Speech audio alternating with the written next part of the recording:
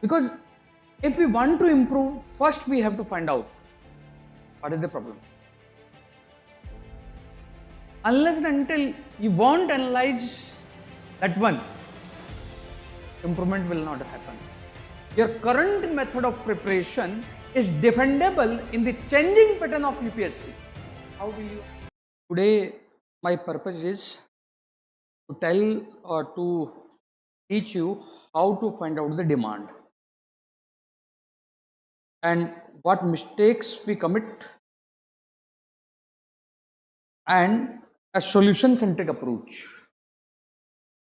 Because till now we were at problem centric approach, but how we can move towards the solution centric approach. Tapan, voice is there. First, when we are writing, we have fear. Yes or no? Why we have a fear? Whether addressing a demand or not. Which type of question? Or they suspect we are not good at writing? Why that fear is there? Inertia. What kind of inertia? But when 2-3 attempts are there, why still then inertia is there? Because if we want to improve, first we have to find out what is the problem. Unless and until you won't analyze that one, improvement will not happen. See, this question is there. In this question, how many parts?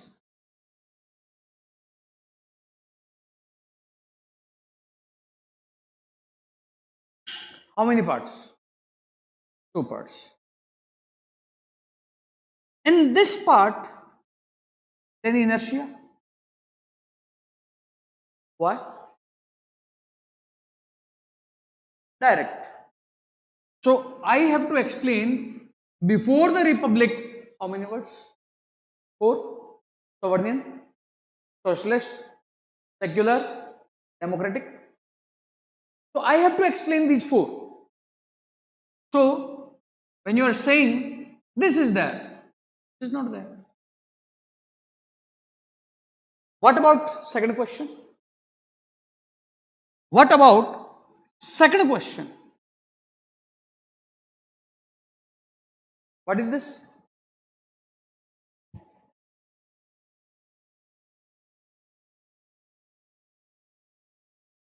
Followed or what?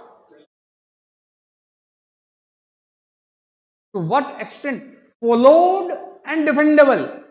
Difference.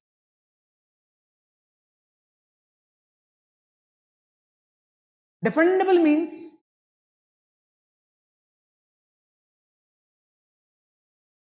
still relevant.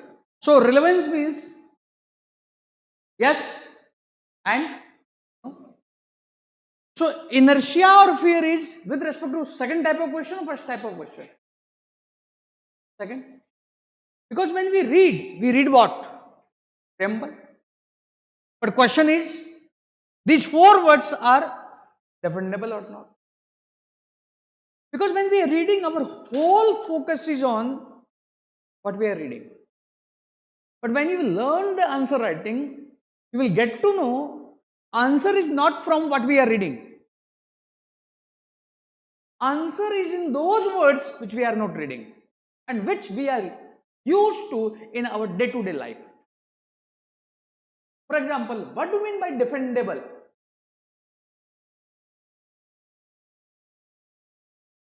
What do you mean by defendable? Or your current method of preparation is defendable in the changing pattern of UPSC. How will you? क्या आपका अभी जो पढ़ने का तरीका है UPSC जिससे question पूछ रहा है क्या उसमें डिफेंडेबल है क्या? How will you answer? How will you answer? अरे इस क्वेश्चन का आंसर दो, फिर हम इस पे आते हैं.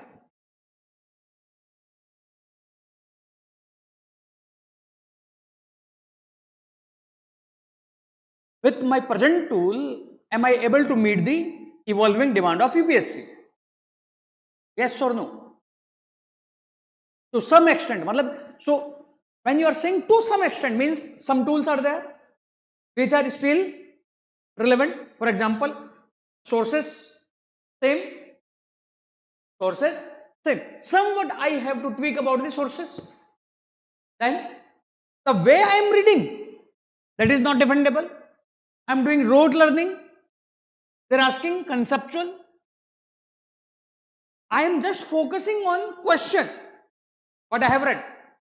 But they are asking, checking my aptitude in this way, that is not defendable.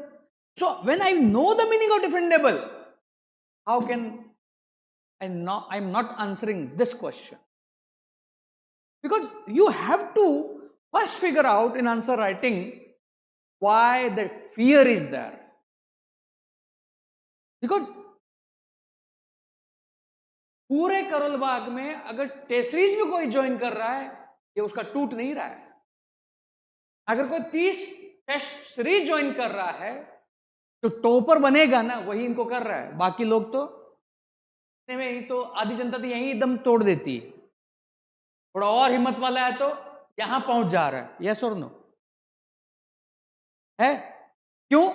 when he or she is doing, they are not finding whether any progress is there or not. and ये जो है this becoming क्या हो रहा है? हावी हो जा रहा है. am I right or wrong? First, you have to find out जो हमें क्लासेस में करना है. Why this? In your mind, amygdala is there. If fear is there, वो भाग जाएगा. उसको जगाओगे वो क्या करेगा? भागेगा. बट इस फियर को तुम्हें धीरे धीरे उस amygdala की जो वीकनेस है, उसी वीकनेस को एक्सप्लोइट करते हुए उसी को क्या बनाना है? स्ट्रेंथ बनाना है. और answer writing will exploit your mind, the way your mind works. Because अगर तुमने इसको बड़ा टारगेट दे दिया ना, 10 दिन ये बड़ा टारगेट करना है, माइंड क्या कहे? हो जाए, पता लगा 10 दिन आ गया, फिर कुछ नहीं होता, फिर फियर आता है. राइट? अब जब इस क्वेश्चन में है तो यहां पर सबसे पहले हमें क्या करना है? Find out. इसलिए मैंने पीपीटी में सबसे पहले लिखा है, you have to find out the, because to control this fear, what we are doing? Question is there, we are checking. Tremble hai, they are going for this. Model answer is there. I'm saying ये तो मैं भी कर सकता था. 4 words, थोड़े socialist, secular, democratic, so I can explain the meaning. Easy है. अब यहां पर मेरा क्या है? हवा टाइट हो जाती है. बट जब मैं अभी आंसर राइटिंग में प्रोसीड करूंगा, I will tell you, answer will not come from what you have read. Those I called as primary keyword. Here what is the primary keyword? preamble. Answer will come from the secondary keyword which is used as an adjective to the primary keyword. If you can open that secondary keyword, answer आ जाएगा. जैसे मैंने अभी तुम्हें question पूछा, your present method of preparation defendable in the present context. So my method of preparation, preamble, those 4 words, defendable, present context, यही हुआ. So I am taking word sovereign. Sovereign means independence. Independence. In the present context, globalization is there. Globalization demand, interdependence, sovereign, not defendable.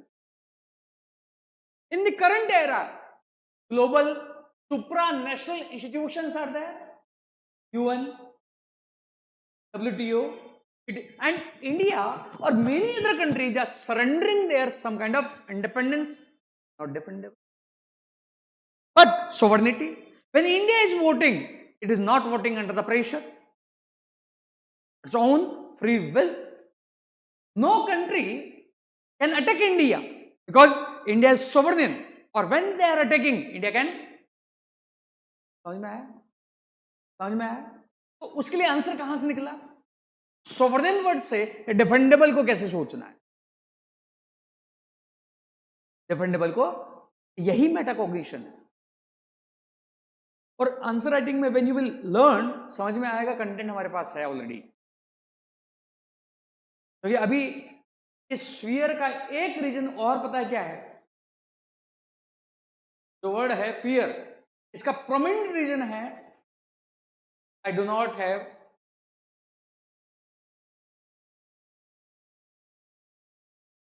हाँ, मैं ये assume करता हूं कि उतना अच्छा नहीं होगा, कुछ तो होगा ना, कुछ तो होगा, तो आंसर तो लिखा जा सकता है ना, हम उतना भी आंसर नहीं लिखते। फियर, बिकॉज इस फियर को करने के लिए हम क्या करते हैं? मार्केट तुम्हें ये देता है, लॉलीपॉप है ये, एक फेल सेंस ऑफ क्या आता है? Security.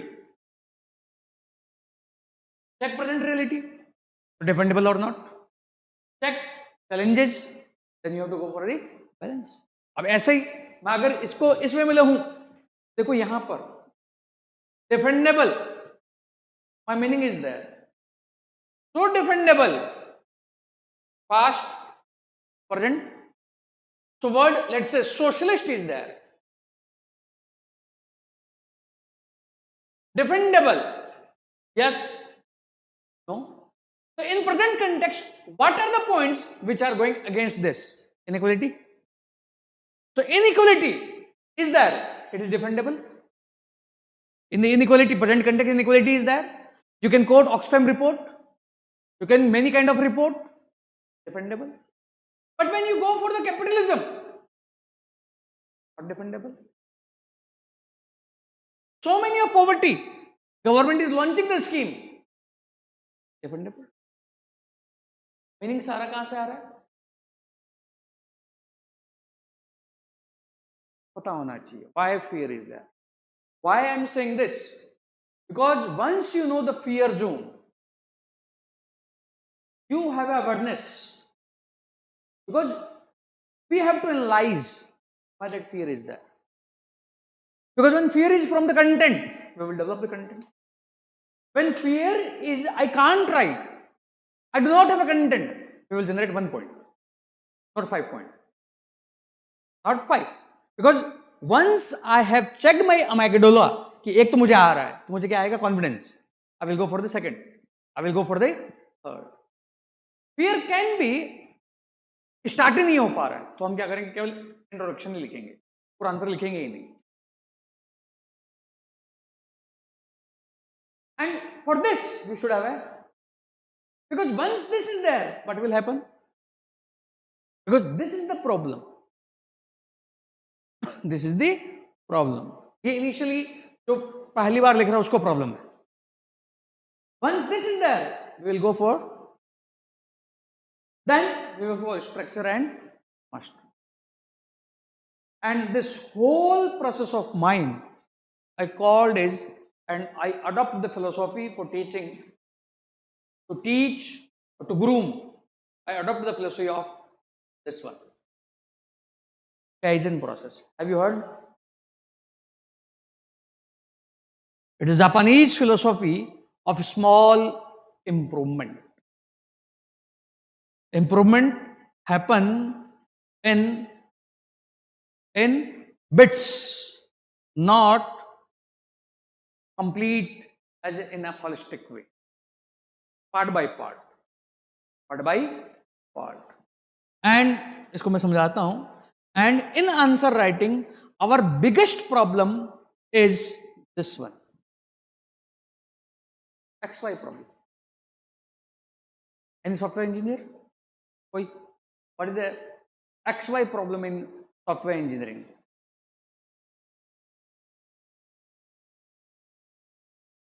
You have to go for the solution Y. Okay? But to solve this Y, you have adopted a wrong method of X. Now through X, you are trying to solve the Y, and your whole team has devoted time on the X. क्या solution होगा Y का? नहीं होगा. Similarly, your problem is answer writing. You have devised the, for this, you have taken mentorship, market mentorship, quality enrichment, test series daily. But you are not working on your metacognition. Solution आएगा. And this is the biggest problem in communication, in software engineering, and why we are not able to solve the problem. And this happens in the question as well. For example, this question is there. 2025 means.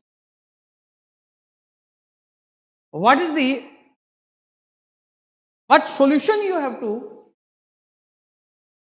bring? क्या solution लाना चाहता है हम? क्या solution है इस question का? क्या पूछ रहा है? आज हम समझेंगे वो भी डिमांड कैसे निकालते हैं.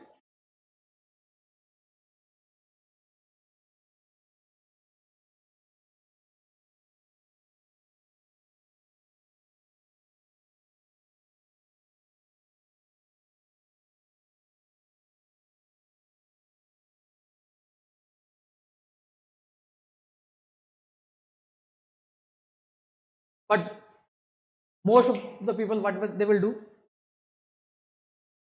Distribution of population and density. They will forget.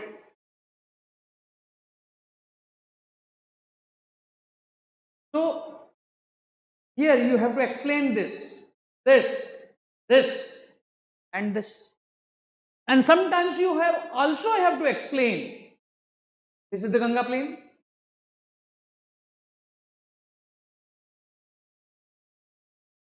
This is the Ganga plain. Say na Ganga plain. Now you can go for north-south division. You can go for west-east division. And within this, you can divide. Like if you are from Bihar, Bihar अच्छे से आता है, मिथिला और इस तरह plane. अगर UP अच्छे से आता है, यू कैन गो फॉर तराई, इस तरह डिवाइड कर सकते हो. या यूपी अच्छे से आता है तो इधर का रीजन इस तरह आ सकता है. Then you will attack this, you will go for this one. But mostly लोग क्या करेंगे, यहां पर सॉल्यूशन तो देंगे बट सॉल्यूशन का तरीका सही नहीं होगा. ये क्या करना है वहां पर, अवॉइड. और ये डायग्राम एनरिचमेंट कहां से आएगा? खुद से. कहां से होगा? खुद से होगा. क्योंकि गंगा का डायग्राम तो यही है ना. अब तुम यूपी के हो तो केवल यूपी के डिवाइड करके आ सकते हो. बिहार के हो तो बिहार के, बंगाल के हो तो बंगाल, क्योंकि तुम्हें वहां का रीजनल डिवीजन पता होगा. क्या हो सकता है? क्वेश्चन हो सकता है. यहां पर we have to solve the problem of X Y. And in XY, we have to focus on thinking. We have to focus on, and we have to adopt the solution in the form of solution-centric approach, not problem-centric approach.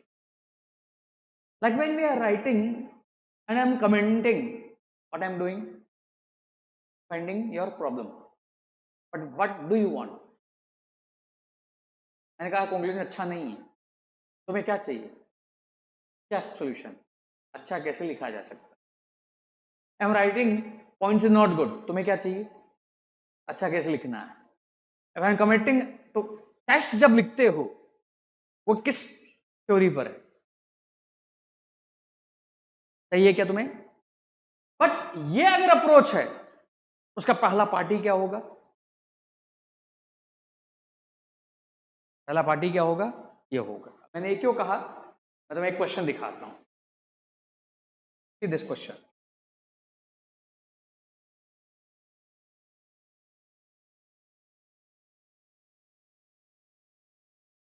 Copy of Rajat, ये मेरे पास चौथे पांचवें attempt में आया था, अभी तो IFS हो गया उसी अटेम्प्ट में। टेस्ट सीरीज तो पूरी ज्वाइन की थी पर टेस्ट इसने 2 ही लिखे।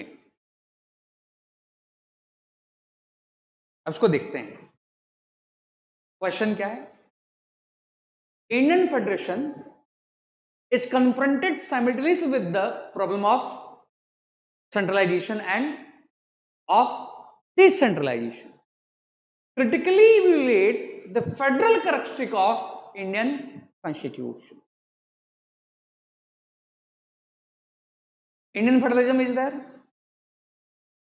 Here two are in confrontation. One is problem of centralization. Other is problem of, so you want centralization, at the same time you want decentralization. In this context, I have to evaluate what? Federal characteristics of Indian Constitution. So the question is all about to list down federal characteristics, or I have to list down federal characteristics vis-a-vis I have to tell how the confrontation is there between centralization tendency and decentralization. See the answer of Rajat. Indian federalism is amphibian. It is an attempt to balance centripetal and centrifugal tendencies in Indian political scene. This introduction is fitting or not? Why?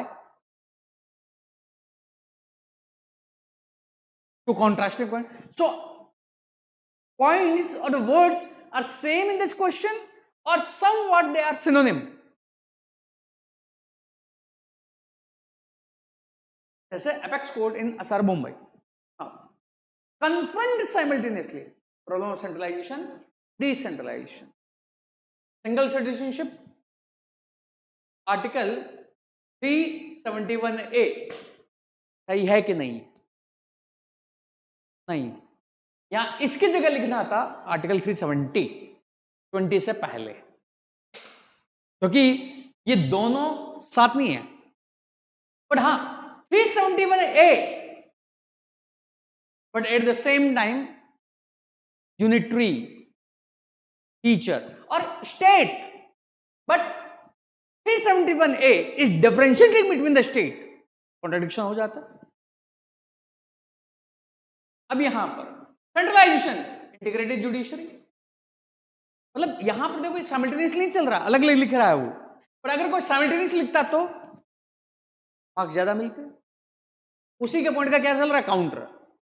But यहां पर देखो heading, देखो लिखने को तो क्या लिखा जा सकता था, Indian federal feature, but why this answer haven't given the heading federal feature?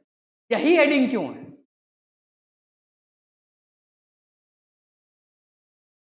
Minute चीजें, क्योंकि ज्यादा लोग क्या लिखेंगे यही हेडिंग क्या होगी, फेडरल फीचर। सिलेक्शन में और नहीं सिलेक्शन में बस इतना ही अंतर है। कंटेंट तुम्हें भी उतना ही आता है, सिलेक्शन वाले को भी उतना ही कंटेंट आता है। नहीं, वही बोला मैंने, करस्पॉन्डिंग नहीं लिखा है, मैंने यही तो बोला, करस्पॉन्डिंग सब पॉइंट पे करस्पॉन्डिंग नहीं है। सिंपल जो आया लिख दिया, पर करस्पॉन्डिंग जो लिखता उसको और ज्यादा मार्क्स मिलता। पर हर पॉइंट के लिए तुम्हारे पास क्या हो, करस्पॉन्डिंग होगा भी नहीं। तो कुछ के लिए लिखो, मत लिखो। बट यहां पर जब मैं बोलूंगा क्या लिखूंगा, सिनोनिम क्या नहीं है, साइमल्टेनियसली नहीं, बस इतना ही।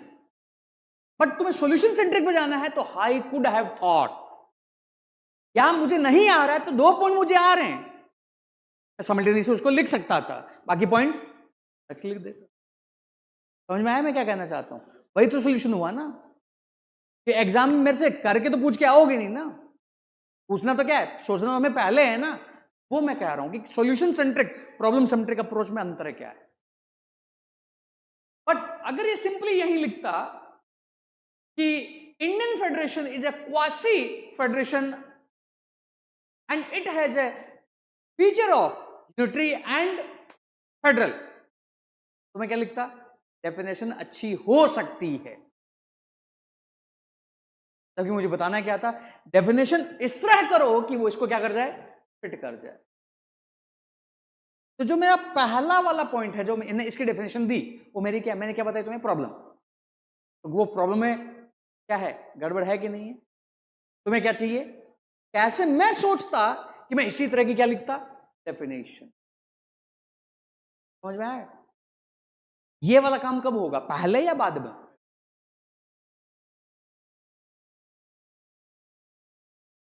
समझ में आ रहा है, प्रॉब्लम सेंट्रिक, सॉल्यूशन सेंट्रिक। तो एम्फेसिस कहां जाना है, सॉल्यूशन या प्रॉब्लम। और मैक्सिमम लोग कहां उलझे हुए हैं,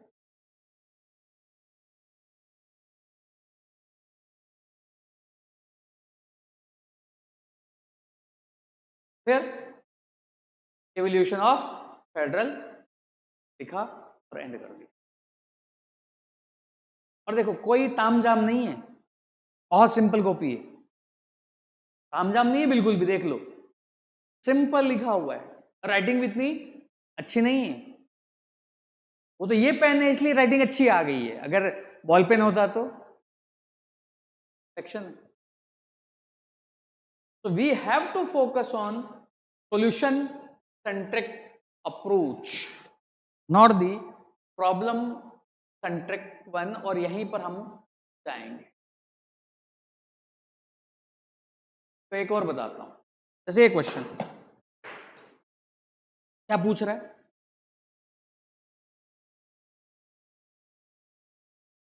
हिंदी पढ़ लो।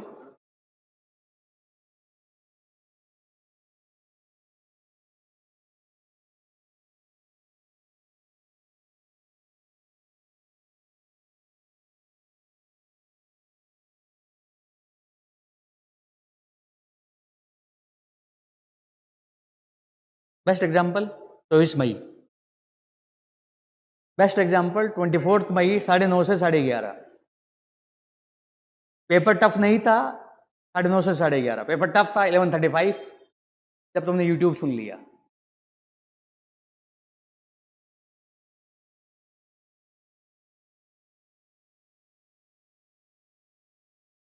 Trouble is there.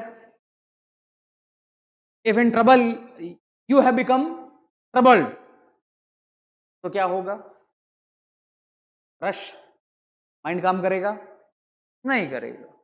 But in troubled you are peace, logic और hurry, rational irrational, decision by with emotion with logic. तो इस मई को क्या हुआ, 9:30 से 11:30 क्या हुआ, पेपर देखकर क्या हुआ, पेपर देखकर एटीएम तो गया, घर वाले क्या कहेंगे। और जब ये हुआ तो इसकी वजह से पेपर बिगड़ा गया, किसका, सीसेट का।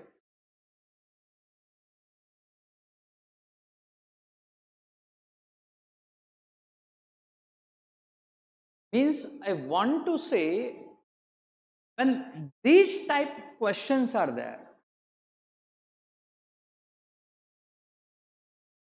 you have to attack, or you have to, I can say, be calm, और बहुत शांत से क्या निकालना है, इसका डिमांड क्या होगा। आज हम वही देखेंगे, डिमांड क्या होगा। जैसे इस क्वेश्चन में करने के लिए तुम्हें क्या लिखना था, आर्गुमेंट भी ढूंढने, एग्जाम्पल भी ढूंढने, और वही चीजें हमें क्या करनी, करवानी है। तो मैं आज तुम्हें डिमांड को लेते हुए आगे पहुंचूंगा, इसको छोड़ो, और इसके लिए we will follow the process of this one.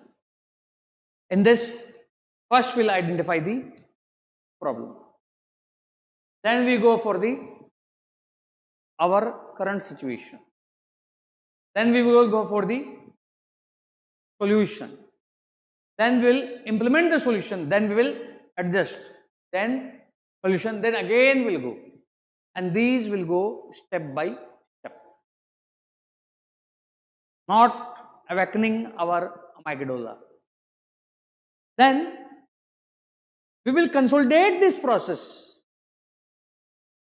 to store this, so that In an automatic way, this comes because our in mind hippocampus is there.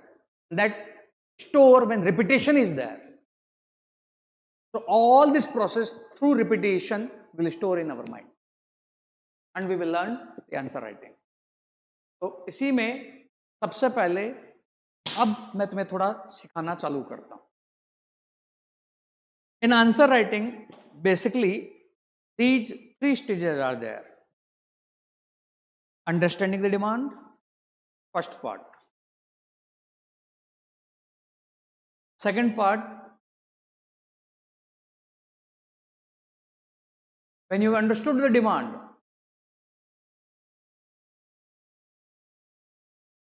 next challenge is content.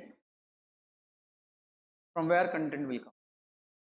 That I called as point generation exercise.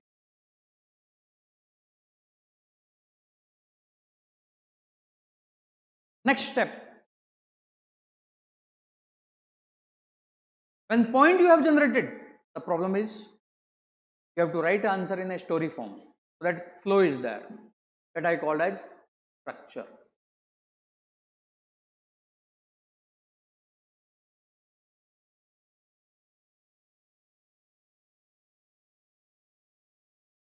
And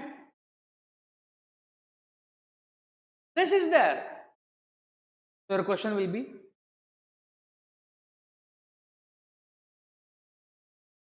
when this is there,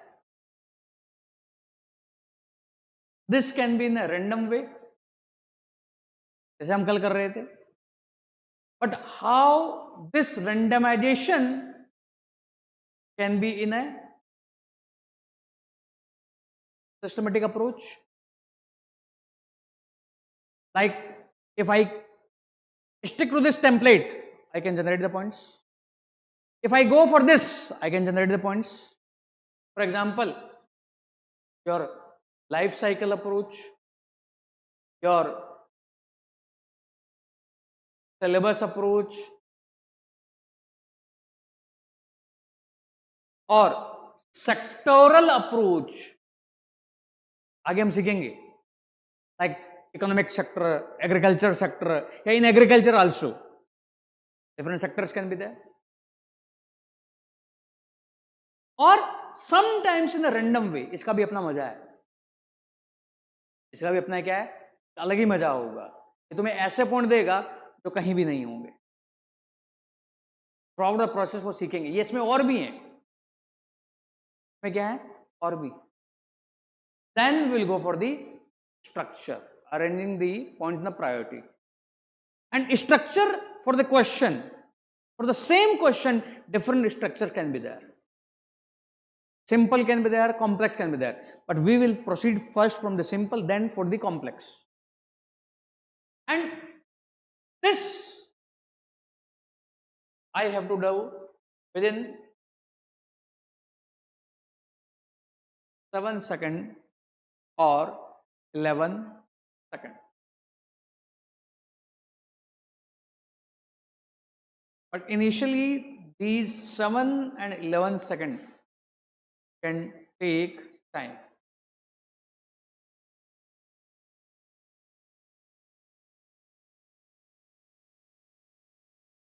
तो आज मैं थोड़ा कुछ सिखाऊंगा.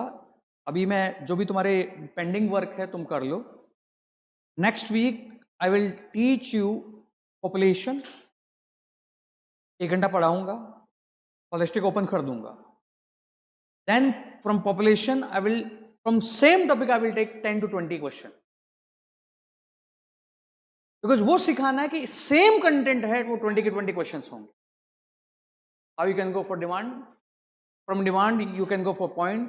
From point, how you can proceed towards the structure. तो तुम्हारा जो myth है उसको क्या करना है, ब्रेक करना है कि कंटेंट के पीछे क्या करना है, भागना है. अभी जो भी तुम्हारा काम, क्योंकि 22 से हम पॉलिटी स्टार्ट करेंगे. तो तुम्हारे जो भी पेंडिंग वर्क तुम्हें करने तुम कर सकते हो तब तक. जो ऑप्शनल पर ध्यान देना है या कुछ भी तुम्हारा पेंडिंग वर्क है तब तक कर सकते हो. कि क्लास में भी लोग अब प्रीलिम्स के रिजल्ट के बाद ही आएंगे, बट मुझे स्टार्ट करना ही है. और ये अगर, और याद रखना, आंसर राइटिंग कभी भी तुम बैकफायर करोगे, मेरे पास आओगे कि सर मुझे वापस वो समझ में नहीं आ रहा है, मैं यही 4 लेक्चर वापस देखने हैं, कल वाला तो स्किप भी कर सकते हो, आज वाला, नेक्स्ट जो 2 होंगे, नेक्स्ट जो 2 22 से मैं एक बार टॉपिक स्टार्ट करूंगा फेडरलिज्म। अगले हफ्ते और उससे अगले हफ्ते में तुम्हें नोट्स भी मिल जाएंगे, पीवाईक्यूज भी मिल जाएंगे। मैंने अभी इस बार पीवाईक्यू अभी दिया नहीं है, 25 का अपडेट हो जाएगा तो 25 की अपडेटेड बुक दे दूंगा अब पॉलिटी के नोट्स। और मैं जब पढ़ाऊंगा तो उस पढ़ाने के तरीके से फिर तुम्हें सीखना पढ़ना कैसे। किसी भी टॉपिक को पढ़ना है तो सबसे पहले you have to read about the philosophy of the topic. जो मैं पढ़ रहा हूं उसका बैकग्राउंड क्या है। If that philosophy is clear, कितना भी कॉम्प्लेक्स क्वेश्चन आएगा, कितना भी टफ क्वेश्चन आएगा, तुम हैंडल कर लोगे। अदरवाइज होता है क्या, क्या पढ़ते हैं हम, what is federalism, what are unitary feature, what are the federal feature, what are the example of confederation. But if you haven't gone through why this federation concept came, UPSC के question हिलेंगे भी नहीं, UPSC का question हिलेगा भी नहीं। तुम answer तो जरूर लिखोगे, हमेशा इनर्शिया बना रहेगा, क्वेश्चन हो ही नहीं रहा है। तुम्हें मेरे से क्या सीखना है, फिलोसॉफी। तो मैं क्लासेस में कुछ टॉपिक्स जब कराऊंगा तो फिलोसॉफी समझ में आने लगेगी। फिर इसके लिए कोई बुक्स नहीं पढ़नी है, तुम्हारा जो कंटेंट है लक्ष्मीकांत का ही काफी है, क्या नहीं है मैं तुम्हें बता दूंगा, और नोट्स भी दूंगा, और नहीं है तो तुम मुझसे पूछ भी सकते हो, और अगले हफ्ते ही ग्रुप बनाऊंगा क्लास का, ठीक है। करें प्रोसीड। डिमांड ध्यान से, और कहीं तुम्हें लगे ना मैं फास्ट हूं, मुझे रोक देना, क्योंकि आज हम कंटेंट पे भाग नहीं रहे हैं, आज हमें सीखना है थोड़ा, थोड़ी से ज्यादा प्रैक्टिकल पे ध्यान देना। In answer writing I have told you first की इज टू फाइंड आउट, ये तो टॉपर से भी सुनते हो,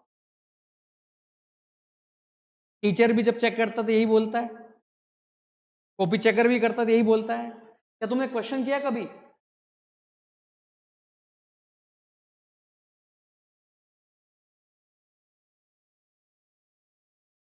कभी क्वेश्चन किया,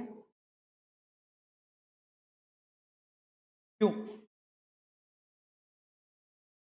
मार्केट में अभी बहुत सारे टॉपर आकर प्लेटफॉर्म पे खड़े हो जा रहे हैं और ज्ञान दे रहे हैं, क्या तुमने उनसे इससे क्वेश्चन किया कि तुम कैसे कर पा रहे हो, क्यों?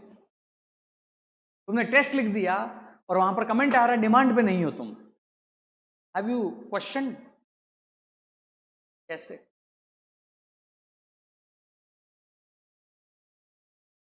सबसे टफ है वो। अगर यही होता, किसी को डर ही ना होता। एंड डिमांड जब तुम हमारा माइंड इस बताओ, it think in a complex way और in a objective way. My mind works in a subjective way और इन अ ऑब्जेक्टिव वे। बताओ तुम,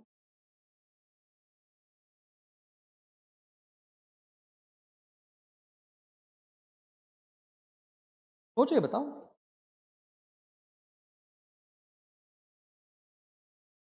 मैं तुम्हें कहूं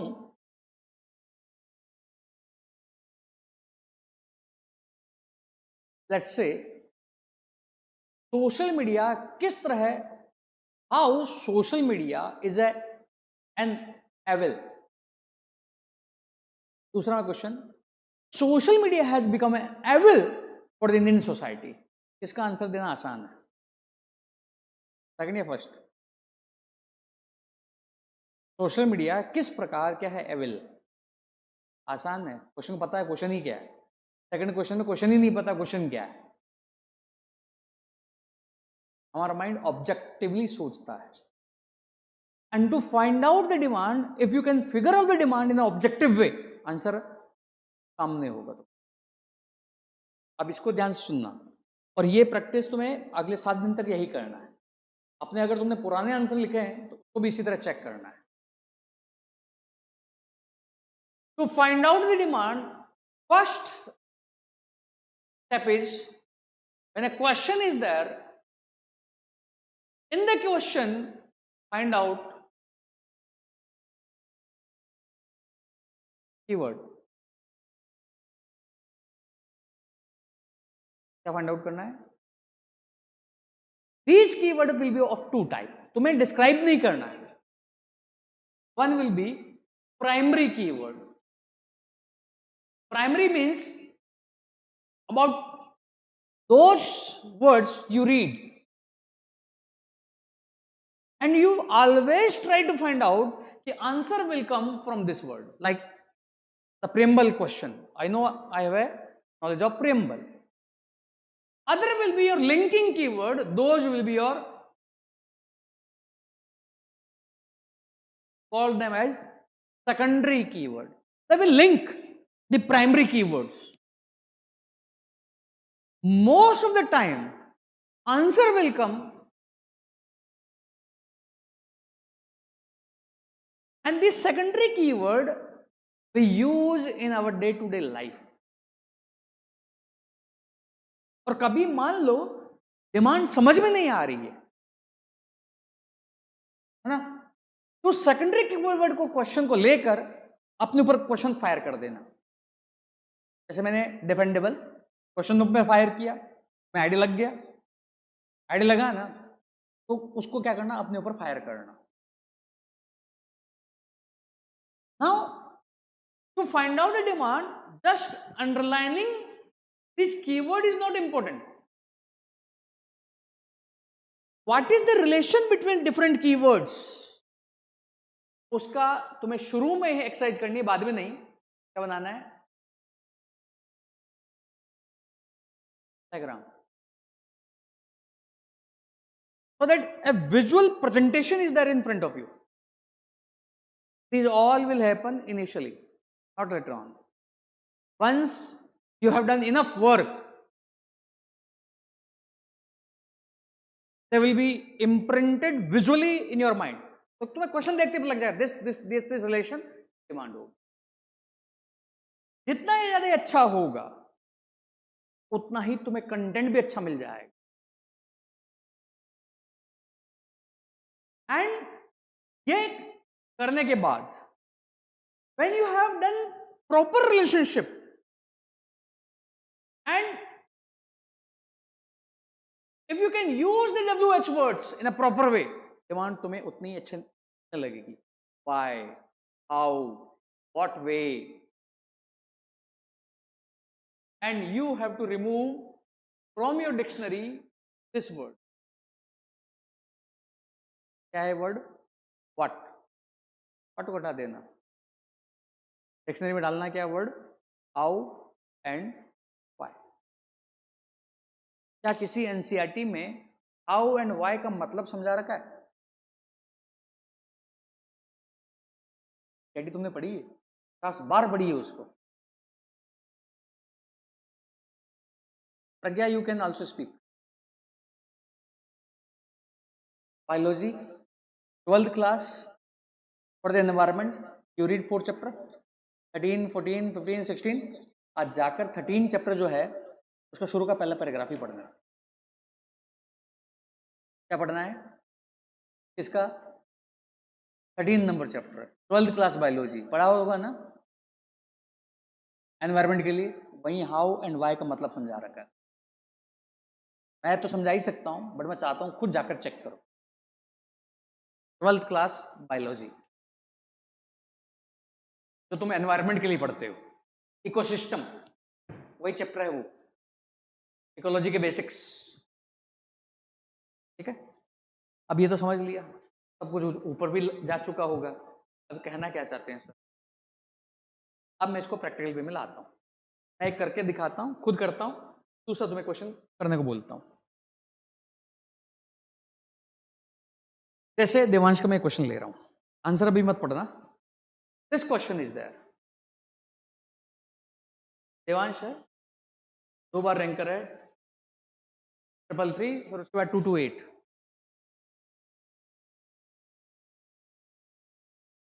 शीट पे लिखा हुआ है.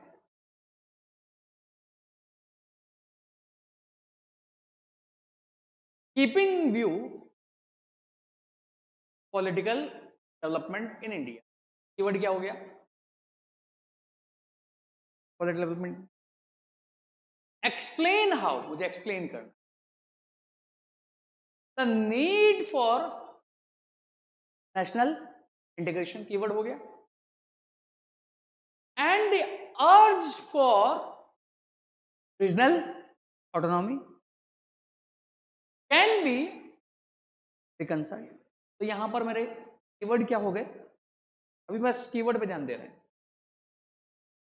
Keeping in mind what? Political development, समझ में आ जाएगा ना, इन इंडिया। बोर्ड पे ध्यान दो, देखो मत, ये क्वेश्चन थोड़ी रिपीट होगा, पर इस पे ध्यान दो, ये कीवर्ड हो गया। सेकंड कीवर्ड क्या हो गया? National, need for national integration,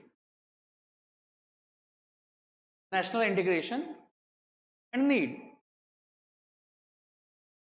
and keyword ये है, इससे touch. Then urge for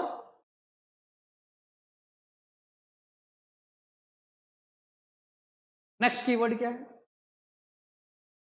reconciliation,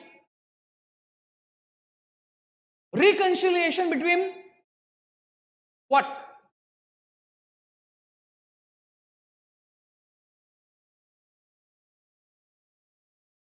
ये तो क्वेश्चन नहीं दिया है, but this keyword is attached to anyone or it is providing me context, providing me the context means this question, this word is pointing out I have to pay attention to India and current तो कुछ भी हो सकता है, 30 साल हो सकता है, 40 साल हो सकता है, फ्यूचर भी हो सकता है। अब इसमें सोचा needed national integration, then ours is there regional autonomy, how I can reconcile means I needed this, question demand समझ सकते, I needed this, why, but this is coming, तो यहां पर why फिट करेगा या how फिट करेगा? how, समझ में आ रहा है ना? Now when these two are there, question is asking why this is there or how this is there or how both can be there at the same time. Both can be there at the same time. So both can be there, how they can be met together.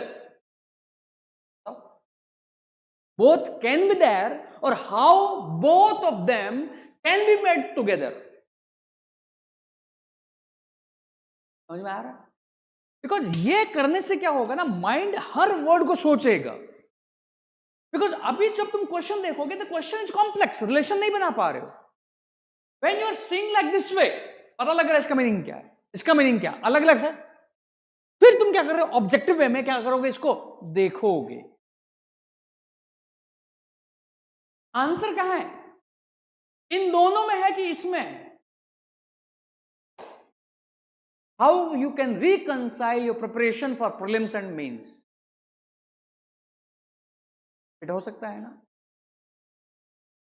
How you can reconcile your professional work and your household work. उसमें तुम्हारा सोचने का तरीका क्या होगा? What do mean by reconciliation? Means this reconciliation is satisfying this one, this one means I have to tell the method through which both are existing, coexistence there। Demand समझ में आई कि नहीं आई? अदरवाइज आंसर करते समय हम किसको ignore कर देते हैं? आंसर आ कहां से रहा है? Yes, understanding should be there, I am not saying understanding should not be there, understanding should be there, but answer किस वर्ड को सोचो क्या आएगा? क्या हम इतना ध्यान देते हैं कभी? हम तो क्या है, इसको सोचा, इसको सोचा, और ये अगर सोचोगे तो समझ में आएगा ये और ये कैसे रिकंसिलेशन हो रहा है। वो मैं कहता हूं अगर ये डिमांड तुम इस तरह करोगे ना link, when you will identify the demand, देखो मैंने बॉक्स अलग लिखा है, मैंने क्या बोला पहले, कीवर्ड आइडेंटिफाई करो, मेरा कीवर्ड कीवर्ड कीवर्ड कीवर्ड, फिर मैंने क्या बोला, कीवर्ड के बीच में क्या बनाओ, रिलेशन। तो मैंने यही एग्जैक्टली ये वर्ड यहां ही क्यों लिखा, ये मैंने इसको बाहर क्यों लगाया, क्योंकि इससे तो रिलेशन ही नहीं है। अभी नीड यहां पर है, अर्ज यहां पर है, तो नीड है national integration, why, otherwise country क्या होगा, बिगड़ जाएगा, ब्रेकअप। ये बिकॉज अगर ये नहीं होगा तो क्या नहीं होगा, अगर ये नहीं होगा people will feel independence is not that, someone is controlling, तो बम फूट जाएगा। तो ये भी देना है, पर ये ज्यादा दे दिया तो क्या होगा, ये नहीं होगा, ये ज्यादा कर दिया तो ये नहीं होगा। तो आई हैव टू रिकंसाइल नहीं करना, ये नहीं पूछ रहा कैसे करोगे, क्या कर रहा है, वो क्या है हमारे पास अभी भी, या और क्या वे है जिसमें तुम क्या कर सकते हो, कर सकते हो। अब तुम इस तरह अगर करोगे, इस तरह, तो तुम और ज्यादा इसको सोचोगे और डिमांड लेके आओगे। लाइक यू कैन से in the future what will happen, and in the future how these two will be there in more intense way. So presently what tools I have so that in the future as well I can do this. Or government of India nowadays what it can do, keeping in mind the future, so that both can be reconciled.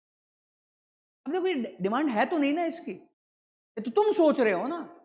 तो अगर तुम इस तरह के question कर पाओगे, क्या demand को और जगह ले जा पाओगे कि नहीं ले जा पाओगे, पॉइंट्स ऑटोमेटिक आएंगे कि नहीं आएंगे, क्या हम करते हैं। क्योंकि इसलिए 100 लोगों में से 2 लोगों में क्या होता है, वो इनोवेटिव आंसर आता है। इनिशियली 7 दिन का जब टाइम है अभी तुम्हारे पास, तुमने पुराने आंसर लिखे ना, उसको इस तरह सोचना है,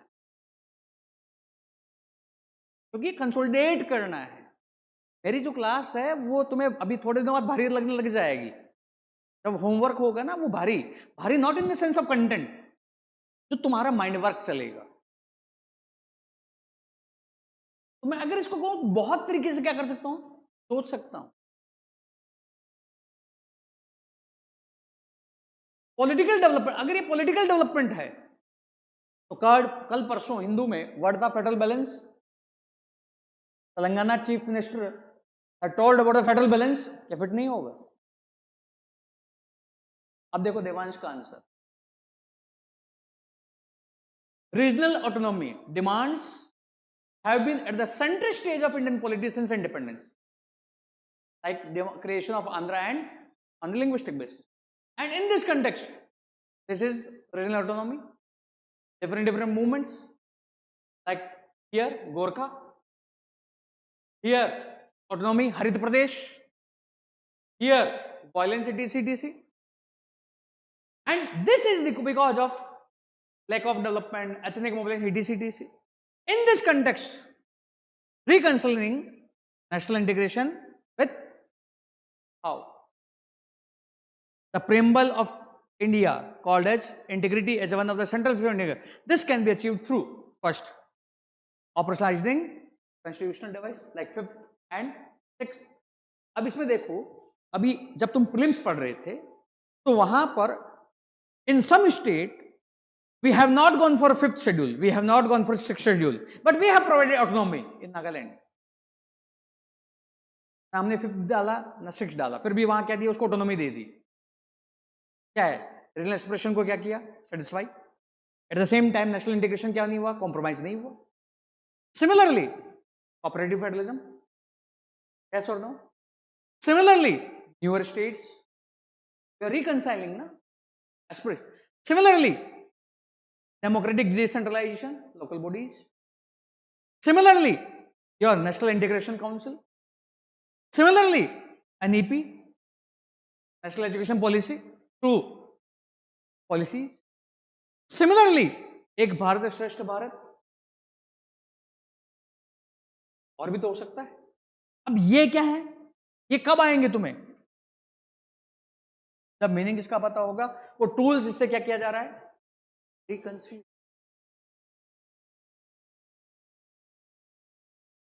or you can bring Zonal Council. So you can think of constitutional means. You can think of Finance Commission as well. How Finance Commission is taking a parameter of backwardness. National integration, you can bring Niti Aayog or in various indexes. Competitive federalism कह रहा क्या है, limited या unlimited, और यही क्या ढूंढ रहे हैं, हमें कंटेंट नहीं आता, बिकॉज हम ओपन वे में सोच ही नहीं रहे। एंड ये जो मैं वर्ड बोल रहा हूं, क्या एक जगह पढ़ रहे हैं या हम डिफरेंट डिफरेंट न्यूज पेपर वगैरह में पढ़ते रहते हैं? अब मुझे इसका मीनिंग पता, मुझे ये करना है, ये रिकंसिलेशन करेगा कि नहीं करेगा। If that is fitting here, मैं लेते जाऊंगा। और वो मेरा लाना क्या है, पॉइंट जनरेशन एक्स। मैं अभी ये पॉइंट जनरेशन नहीं बता रहा हूं, बट होगा कि मुझे बताना पड़ेगा, क्योंकि डिमांड और वो साथ चलेगा। कई बार डिमांड और वो क्या करेगा, साथ चलेगा। जब मैं वो पॉइंट आइडेंटिफाई कर दूंगा, फिर मैं क्या करूंगा, क्वेश्चन में पहला पार्ट क्या लिखूंगा, सेकंड क्या लिखूंगा, थर्ड, वो मेरा क्या है, स्ट्रक्चर होगा। समझ में आ रहा है?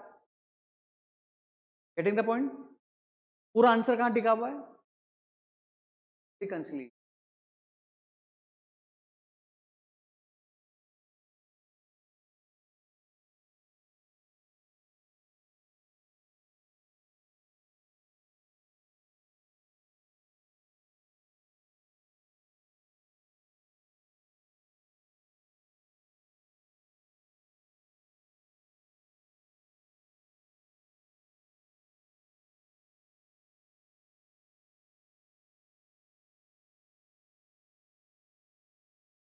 वाई मतलब, वाई को इस तरह हो सकता है ना कि लोग सेटिस्फाई नहीं, उनको इंडिपेंडेंस चाहिए, बट हाउ तो तुम्हें दिख रहा है ना नागालैंड में क्या चल रहा है। और कई बार समझ में नहीं आ रहा, छोटा सा इनपुट देके चले जाओ। कई बार एम्बिग्यूटी होगी, जब एम्बिग्यूटी होगी दोनों, तो मैं भी कई बार परफेक्ट नहीं होऊंगा। जब तुम क्वेश्चन करोगे, वहां से क्या आएगा, वो थिंकिंग, बिकॉज यहां पर कोई 0 और 1 नहीं है, 0 और 1 नहीं। और आंसर राइटिंग तुम मेरे से उतना सीखोगे बहुत ज्यादा जब तुम क्वेश्चन करोगे। जितने अच्छे तुम्हारे क्वेश्चन होंगे, डिमांड भी और अच्छी हो। जैसे इसी क्वेश्चन में, इसलिए तुम्हें शुरू में एक क्वेश्चन में 1 घंटा भी लग रहा, 2 घंटे भी लग रहे, लगाओ, क्योंकि तुम्हारा माइंड क्या करेगा, ट्यून। अभी माइंड तुम्हारा ट्यून क्या है, खत्म करना है, खत्म करना, खत्म तो हो रहा है, समझ नहीं आ रहा। और जितना ज्यादा इसको तुम देखोगे, तुम्हें और खुलने लगेगा कि in this way I can see, in this way I can see, this content I have read, मैं लिख सकता हूं।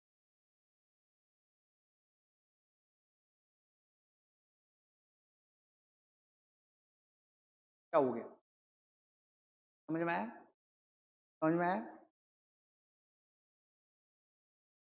तो दिस इज डिमांड। अब मैं तुम्हें 5 मिनट का टाइम दे रहा हूं, ठीक है? इस क्वेश्चन की तुम डिमांड निकालो।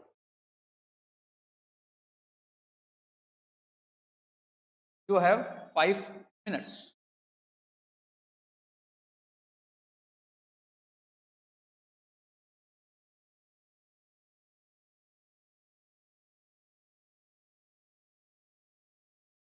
फाइव मिनट्स आराम से करो, कोई जल्दबाजी नहीं है। डिमांड निकालो इस क्वेश्चन की।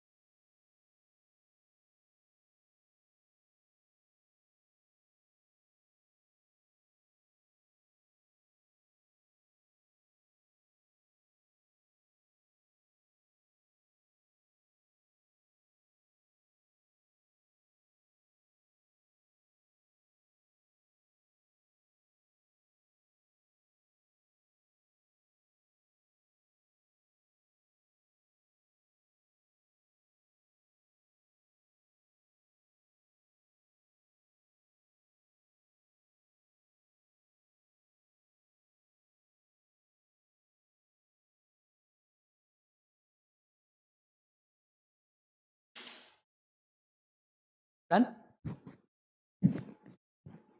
हमारा माइंड ट्यून क्या है, मुझे प्रॉब्लम ढूंढने हैं, तो तुम प्रॉब्लम ढूंढ रहे हो। The beauty of UPSC question is they are giving you the solution, but we have read what are the problems, because हमने जब पढ़ा है तुमने क्या लिखा है, why welfare schemes are failing। UPSC ने क्या दिया है, फेल हो रही है, उसके दो रीजन उसने दे दिए हैं। यूपीएससी तुमसे क्वेश्चन पूछ ही नहीं रहा, सॉल्यूशन वो दे रहा है, इसलिए मैंने काटा था वो। अब देखो मैंने अगर इस तरह किया मेरा माइंड चलेगा। यही एक्सरसाइज तुम्हें करनी है। Keyword is welfare scheme, vulnerable section. मैंने क्या किया, कीवर्ड और रिलेशन एक साथ बना दिया है। Next keyword is awareness. तो ये इफेक्टिव इंप्लीमेंटेशन नहीं है। वर्ड क्या था, इफेक्टिव इंप्लीमेंटेशन था ना, नॉट इफेक्टिव इंप्लीमेंटेशन था। इंप्लीमेंटेशन नहीं था, वर्ड क्या था, इफेक्टिव है। अब यहां पर देखो 7 वर्ड नहीं, पर मैं 7 सोच सकता हूं ना। implement not so effective means effective implementation is not there. And now when they have said welfare scheme for whom? But जब मैं रीडिंग करता हूं, रीडिंग क्या करता हूं, what are the welfare scheme, why Jan Dhan योजना is failing, why MSP is failing, मैं तो पढ़ता वो हूं ना, पढ़ता तो मैं इसको हूं ना, मैं पढ़ तो इसको रहा हूं ना। क्वेश्चन क्या कर रहा है, सब है not so effective implementation, why this is not there, why involvement is not there, where involvement is not there। अब यहां पर एक वर्ड है, ये मुझे एम्बिग्यूटी दे रहा है। ये वो जो वर्ड है ये किससे रिलेटेड है, स्कीम से या वल्नरेबल सेक्शन से। और कई बार हो सकता है मुझे एम्बिग्यूटी हो, तो एम्बिग्यूटी हो तो जो तुम्हारे मन में आ रहा है उसको ले आओ। For example if there word is welfare scheme, मान लो in this awareness I can think of about this, in this I can think of administrator, but यहां पर तो एडमिनिस्ट्रेटर है, तो मतलब ये मीनिंग क्या होना चाहिए, यही होना चाहिए। समझ में आ रहा है मैं क्या कहना चाहता हूं, क्योंकि ये पॉलिसी बनाएगा कौन, तो एडमिनिस्ट्रेटर बनाएगा, तो यहां पर इन्वॉल्वमेंट तो एडमिनिस्ट्रेटर का था ही है, कौन नहीं है वल्नरेबल, तो मतलब यहां वल्नरेबल, तो यहां भी क्या होना चाहिए, बट मैं इसको भी तो दे ही सकता हूं ना जाते जाते, मतलब आई will not focus fully here. समझ में आ रहा है मैं क्या कहना चाहता हूं, हाँ या ना, मतलब इस तरह करोगे तो अभी मैं डिमांड खोल रहा हूं, खोली नहीं है मैंने। अब यहां क्वेश्चन क्या समझ में आ रहा है, this is not effective, why not effective, awareness is not there. तो मुझे आंसर क्या करना है, मैं यहां पर क्या वर्ड लगा दूं, और why awareness और how awareness is the reason for the failure of welfare scheme। इसका तुम्हें आंसर, मैं अगर तुम्हें क्वेश्चन पूछूं how awareness is the reason for the failure of welfare scheme, answer आता है कि नहीं आता, जबकि ये क्वेश्चन देखते ही क्या लग रहा था, क्वेश्चन आ ही नहीं रहा है। तो हमें कॉम्प्लेक्स क्वेश्चन को, सब्जेक्टिव क्वेश्चन को we have to convert in objective. समझ में आया, मार्केट कौन सा क्वेश्चन पूछ रहा है ज्यादातर, ऑब्जेक्टिव, इसलिए तुम्हें लग रहा है कि मार्केट तो इजी क्वेश्चन पूछ रहा है, बट सब्जेक्टिव क्वेश्चन को हमें कन्वर्ट किस में करना है, वही डिमांड है। और ये जितनी अच्छी होगी तुम्हें पॉइंट भी वहीं से आएंगे। जैसे मैं कहूं your preparation is not effective because you do not have awareness about UPSC, answer आता है ना, एक अटेम्प्ट वाले को तो आता ही है, what they are demanding, what I am doing, और when I do not have awareness how I will not perform in that way, so how I will fail। मतलब इसके कारण क्या क्या हो सकता है, इसका तो आएगा ना answer. If you do not have awareness about the coaching industry, नहीं है, एडमिशन कहाँ ले लोगे, कहीं भी ले लोगे। और जब वो नहीं है तो प्रॉब्लम करेगा। क्या सोचो, means awareness mean what? Awareness in the form of information, awareness in the form of to demand a right, awareness in the form of grievance redressal, awareness in the form of process। समझ में आ रहा है? तो क्या मैं इस तरह इसको अगर सोचने लगूं, आंसर आएगा कि नहीं आएगा? ये मेरी क्या है, सेकंड स्टेज। कौन सी? अभी इस तरह सोचोगे पॉइंट आएंगे कि नहीं आएंगे? क्योंकि मैंने इस तरह जनरल क्वेश्चन क्यों लिया है? टेक्निकल नॉलेज नहीं चाहिए यहां पर, तो टेक्निकल में तुम फिर बम्बार कर जाओगे। मैंने अगली बार पॉपुलेशन इसलिए लिया है कि पॉपुलेशन तुम्हें पता है, तुम्हें नहीं भी पता मैं डेप्थ में एक बार पढ़ा दूंगा, फिर इसके बाद एक ही टॉपिक के 10 क्वेश्चन लेके आऊंगा। अभी तो क्या अलग अलग ला रहा हूं, उसमें कह रहा हूं 10 ही क्वेश्चन एक ही टॉपिक के, तो उसी से समझ में आने लगे कंटेंट सेम, डिमांड आ रही है वहीं से पॉइंट, बस पॉइंट घूम रहे हैं, कंटेंट क्या चल रहा है सेम। बट इस क्वेश्चन में कोई टेक्निकल नॉलेज तो नहीं चाहिए ना, अवेयरनेस। मुझे स्कीम पता है, स्कीम क्या है। जैसे तुम इसको कहो awareness, you know MSP, in MSP who are getting the benefit, big और small farmer? Big farmer. So small farmer do not have awareness, when do not have awareness, MSP is not। ऐसे ही you can go for food security mission,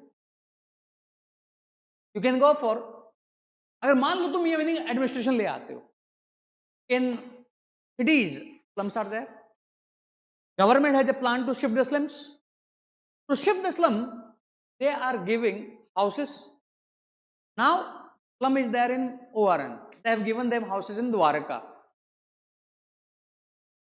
now they are giving rent, why? Because administrators do not have awareness that they are there because they require the work, and when they have shifted they again came back। अब देखो ये meaning, ये example कब ले आओगे, जब इसमें meaning तुम क्या ले आ रहे हो? तो कई बार क्वेश्चन में क्या होगी, एम्बिग्यूटी होगी। जब एम्बिग्यूटी होगी, जो तुम्हें लगता है सबसे अच्छा है उसको ज्यादा स्पेस दे दो, जो लगता नहीं हो भी सकता है स्किप ना करूं उसको क्या दे दो, कम स्पेस दे दो। समझ में? अब ये तुम आंसर लिखोगे मैं पॉइंट आउट नहीं कर सकता, तुम्हें भूल गए। वो तो देखो एग्जामिनर तब मार्क्स देगा जब उसके सामने आएगा, उसको भी नहीं पता, तुम्हारा आंसर ही बोलेगा वो कितना अच्छा है। मैथ्स की तरह फॉर्मूला नहीं होगा ड्राइव हो जाएगा। अब ये सेम जो मैंने एडमिनिस्ट्रेटर को बोला, same you have a example of Ujjwala scheme, cylinder दे दिए, 5 महीने तो यूज किए, उसके बाद जो ही गैस के प्राइस बढ़े तो उन्होंने यूज करना चालू किया, वापस चूल्हे पे आ गए। मतलब अवेयरनेस ये नहीं कि चूल्हा जलवाना, उनके लिए प्रॉब्लम क्या है, वो पैसा कहां से आएगा।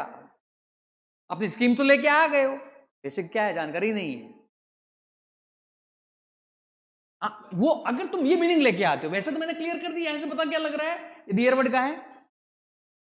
अब इसमें छोटी छोटी बातें, जैसे ये मैं इससे थोड़ा बियॉन्ड जा रहा हूं, रेलवे है, टिकट बनाते हो, रेलवे में एक्सीडेंट भी होता है, एक्सीडेंट होता है तो रेलवे को क्या देना का पैसा। अब उसके लिए उसने क्या किया, इंश्योरेंस की पुलिंग किया, है ना। अब इंश्योरेंस पुलिंग किया तो इंश्योरेंस किस लिए है कि तुम उसको टिक करो और करो, बाय डिफॉल्ट उसने इंश्योरेंस कर रखा है, फिर भी तुम क्या करते हो, इंश्योरेंस को अनमार्क कर देते हो। अवेयरनेस तो है ना, एक्सीडेंट हो गया तो पैसा तो मिल जाएगा, फिर भी हम क्यों नहीं करते। तुम और कह सकते हो अवेयरनेस तो ठीक है, अवेयरनेस का मतलब केवल इंफॉर्मेशन नहीं होना है, तो बियॉन्ड भी कुछ होना है। तुम अवेयरनेस का मीनिंग क्या करोगे, और तो मेरे कहने का मतलब समझे, means sometimes you have awareness, क्या है अवेयरनेस है, इंफॉर्मेशन है, बट इंफॉर्मेशन होते हुए भी क्या हम उसको करते हैं। जैसे सबको पता है राइटिंग इंपॉर्टेंट है, पीवाईक्यू इंपॉर्टेंट है, क्या करते हैं लोग, नहीं। वो अवेयरनेस होते हुए भी कई बार वो फोर्स नहीं है जो करवाए। जैसे कई लोग फाउंडेशन कर लेते हैं, फाउंडेशन पूरे 1 साल पीवाईक्यू देखते ही नहीं है, क्या लगता है देखना तो है, देखूंगा डर लगेगा, तैयारी छूट जाएगी तो देखता ही नहीं। ना कोचिंग वाला करवाता है, कोचिंग वाला करवाता भी नहीं है क्योंकि उसको पता मैंने करवा दिया बच्चा भाग जाएगा। तो तुम्हें यहां इस तरह मैं इसलिए सोचवा रहा हूं, समटाइम्स जो मीनिंग दिया हुआ है उसका लिटरल मीनिंग नहीं लेना है, उसके और भी मीनिंग खोजने, तब तुम्हें क्या मिलेंगे, मार्क्स मिलेंगे। तब तुम्हारा क्या आएगा, इनोवेशन आएगा कि you are looking between the lines, you are going far away from the words. Because awareness का एक लिटरल मीनिंग क्या है, इंफॉर्मेशन होना, यही है ना। बट एक मीनिंग क्या हो सकता है, not just information but empowerment about that information. उस अवेयरनेस का, इंफॉर्मेशन का यूज करना भी वो जानता हो। जैसे मुझे पता है if they are not giving NREGA, तो दिन का जॉब है, मैंने अप्लाई किया, मुझे नहीं मिल रहा है, मैं क्या मांग सकता हूं, अलाउंसेस मांग सकता हूं, मांग तो सकता हूं, वो मांगना कैसे मुझे पता ही नहीं, करना कैसे मुझे पता ही नहीं, या मेरी हिम्मत ही नहीं है। क्या उस सेंस में तुमने क्या कहा, क्या कहा, ये मीनिंग तो ठीक है, ये मीनिंग नहीं है उसके पास। तुमने अवेयरनेस का मीनिंग क्या ला दिया, एम्पावरमेंट। वो कब सोचोगे, कब सोचोगे वो, तो जब तुम इस तरह करोगे डिमांड को, तो डिमांड भी तुम्हें मिलेगी, क्या मिलेगा, पॉइंट भी मिलेगा, कंटेंट भी मिलेगा, और कंटेंट में क्या आएगा, इनोवेशन। तो इसलिए शुरू में क्या देना है, खरगोश नहीं बनना, कछुआ बनना है, टोटॉइज बनना है। क्या बनना है, इसलिए जो भी ये चलते हैं ना लाइव आंसर राइटिंग वगैरह, सब फालतू है, क्योंकि मैं अपने ही कंटेंट को दे रहा हूं, क्योंकि आंसर मुझे तो पता है ना, मुझे तो पता है फ्लो कैसे होता है, और टीचिंग में मुझे क्या सिखाना है। तुम कैसे करोगे जब तुम मेरी पोजीशन पे हो, तो जो अच्छा बच्चा उसको तो कैच हो जा रहा है कि उसको पता है ऐसे फ्लो होता है, पर जो बच्चे को पता ही नहीं वो क्या है, उसको मालूम नहीं चल रहा है, वो तो कोर्स खरीद कर राजी है, ये कोर्स खरीद लिया मैंने। ये तुम्हें फीलिंग होती है कि नहीं होती है आसपास, समझ में आया, कीवर्ड समझ में आया, कीवर्ड के बीच में रिलेशन, ये अभी कॉपी पे करना है, बाद में क्या करना है, वो माइंड में विजुलाइज होने लगे, जब जो ही विजुलाइज होगा तुम्हें ऑटोमेटिक पॉइंट आने लगेंगे। अभी पॉइंट पे नहीं जा रहा हूं, बट मेरा बताना मजबूरी है यहां पर, क्योंकि ये छोड़ दूंगा तुम कहोगे सर इसकी यूटिलिटी क्या है, क्योंकि तुम्हारा होल पर्पज क्या है, whenever I am doing things, आज से ये क्वेश्चन बना लेना, मुझसे भी जब क्वेश्चन करो यही करना है, अगर मैं कर रहा हूं तो इसकी यूटिलिटी क्या है, व्हाट इज दी,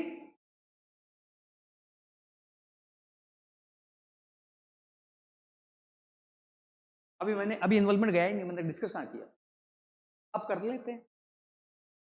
ये तो और मीनिंगफुल सकते हैं ना बहुत, एग्जाम्पल भी आ सकते हैं बहुत। अब यहां इन्वॉल्वमेंट, इन्वॉल्व मतलब सिनोनिम क्या क्या हो सकते हैं इन्वॉल्वमेंट के, इंक्लूड और पार्टिसिपेशन और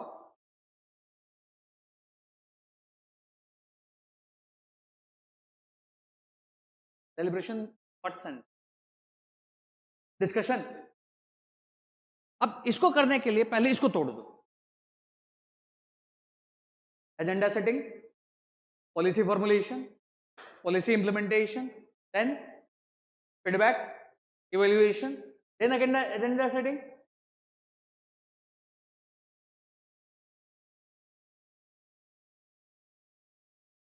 इसका मतलब एजेंडा सेटिंग का मतलब के बाद पॉलिसी फॉर्मुलेशन, इसके बाद ये मैं सिंपल कर रहा हूं, 7 वाला साइकिल भी होता है, इंप्लीमेंटेशन, इसके बाद फीडबैक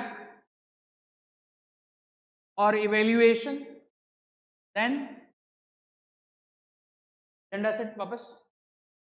अभी कहा है not effective because they are not involve in, so when agenda is being set,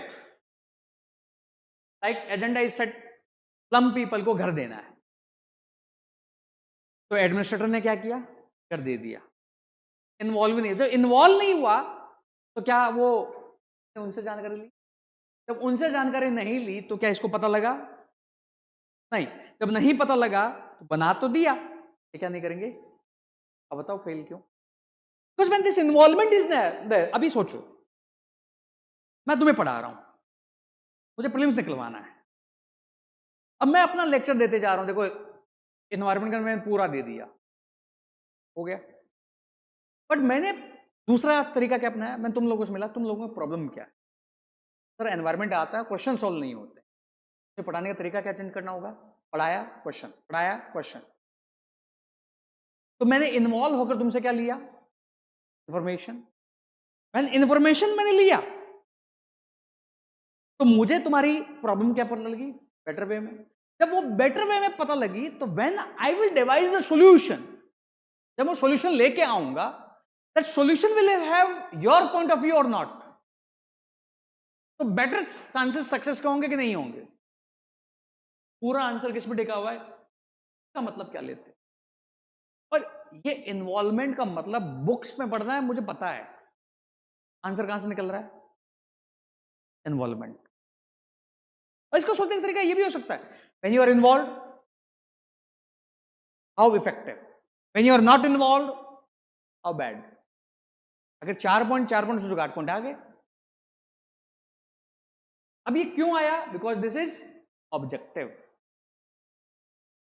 UPSC याद रखना, आउट ऑफ 20 16 क्वेश्चन में आंसर देता है, तुम्हें तो बस क्या करना, उसका हाउ एंड वाई तो बताना है। पूरा सोशल जस्टिस इसी पे टिका हुआ है। सबसे पेपर जो तुम्हें टफ लगता है कौन सा लगता है,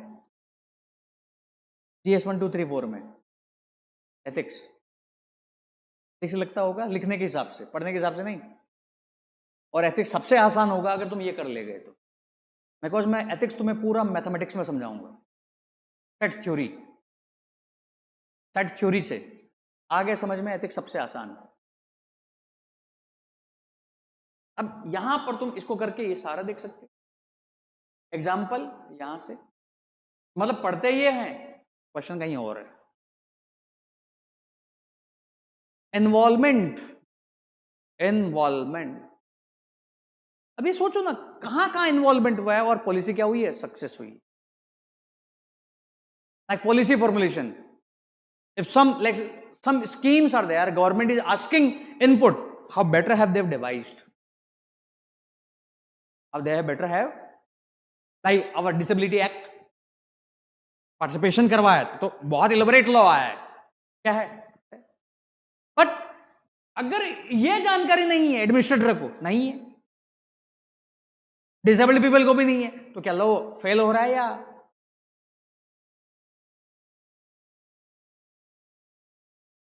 तो मतलब दोनों, अब तो एक लास्ट में क्या लिखते हो, दोनों ही क्या है, जरूरी है। और ये भी सोच सकते हो दोनों हैं, इसके अलावा भी कुछ पॉइंट है, वो लास्ट में आएंगे, वो तुम्हारा क्या है, इमेजिनेशन। समझ में आया,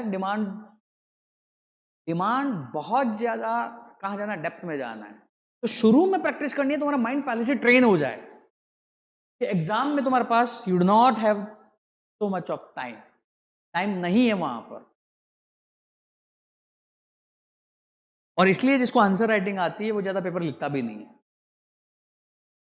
मेंटल प्रैक्टिस होती रहती है, because what you will write, ये फ्लो कहां से होगा, तुम सोचोगे कैसे। अभी मैंने आंसर नहीं बताया है, तो बहुत ज्यादा तरीके से सोच सकते हो ना फिर। अब ये अगर होगा तो तुम्हें हेडिंग भी प्रॉपर होगी। इसमें अगर मैं इस क्वेश्चन में 5 क्वेश्चन बना दूं,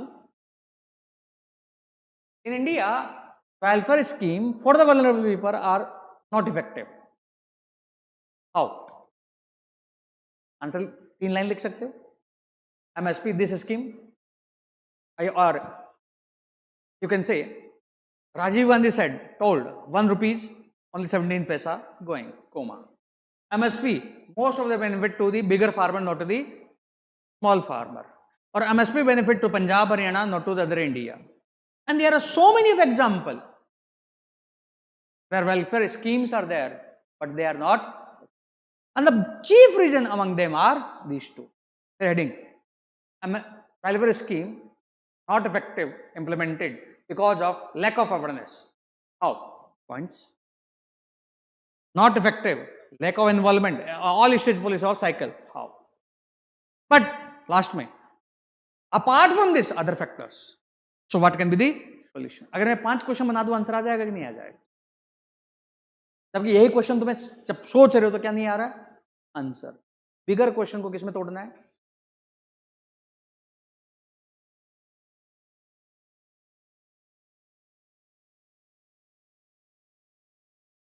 व्हाट द पॉइंट?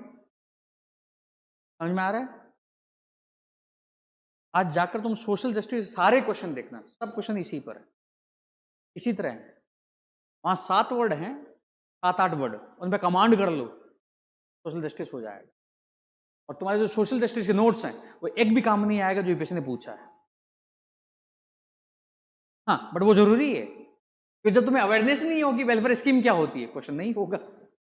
मतलब मैं दोनों कह रहा हूं, वो जरूरी भी है। जरूरी किस सेंस में नहीं है? जिस सेंस में तुम सोचते हो कि इसी से क्या हो जाएगा, क्वेश्चन हो जाएगा, उस सेंस में नहीं है जरूरी। But that awareness should B.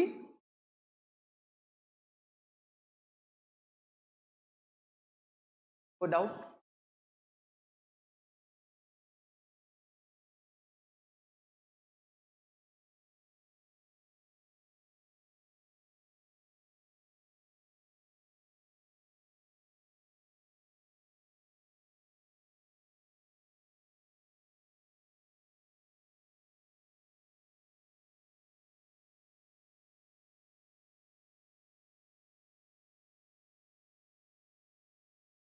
अभी इसमें दोनों पॉइंट हो सकते हैं।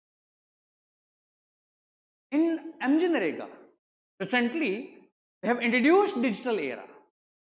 In this context, awareness is not there in the form of empowerment to those people. That's why that MG Narega system is failing. So इस तरह those people are not involved when change has been brought in the MG Narega. तो same point मैं यहां भी डाल दूं, यहां भी डाल दूं। समझ में आया? अब मैं ये करूंगा नहीं, क्यों? क्योंकि मुझे अपनी उसको नॉलेज की क्या दिखानी है, डाइवर्सिटी दिखानी है। मैं रिपीट नहीं करूंगा। पर जब कई बार नहीं हो रहा है तो मैं उसी को क्या करूं? समझ में आया? तो कई बार एग्जाम्पल भी तुम्हें क्या देगा, आर्गुमेंट। और अब ये तुम समझने लगे तब तुम समझ लगते जाओगे न्यूज़पेपर को कैसे use.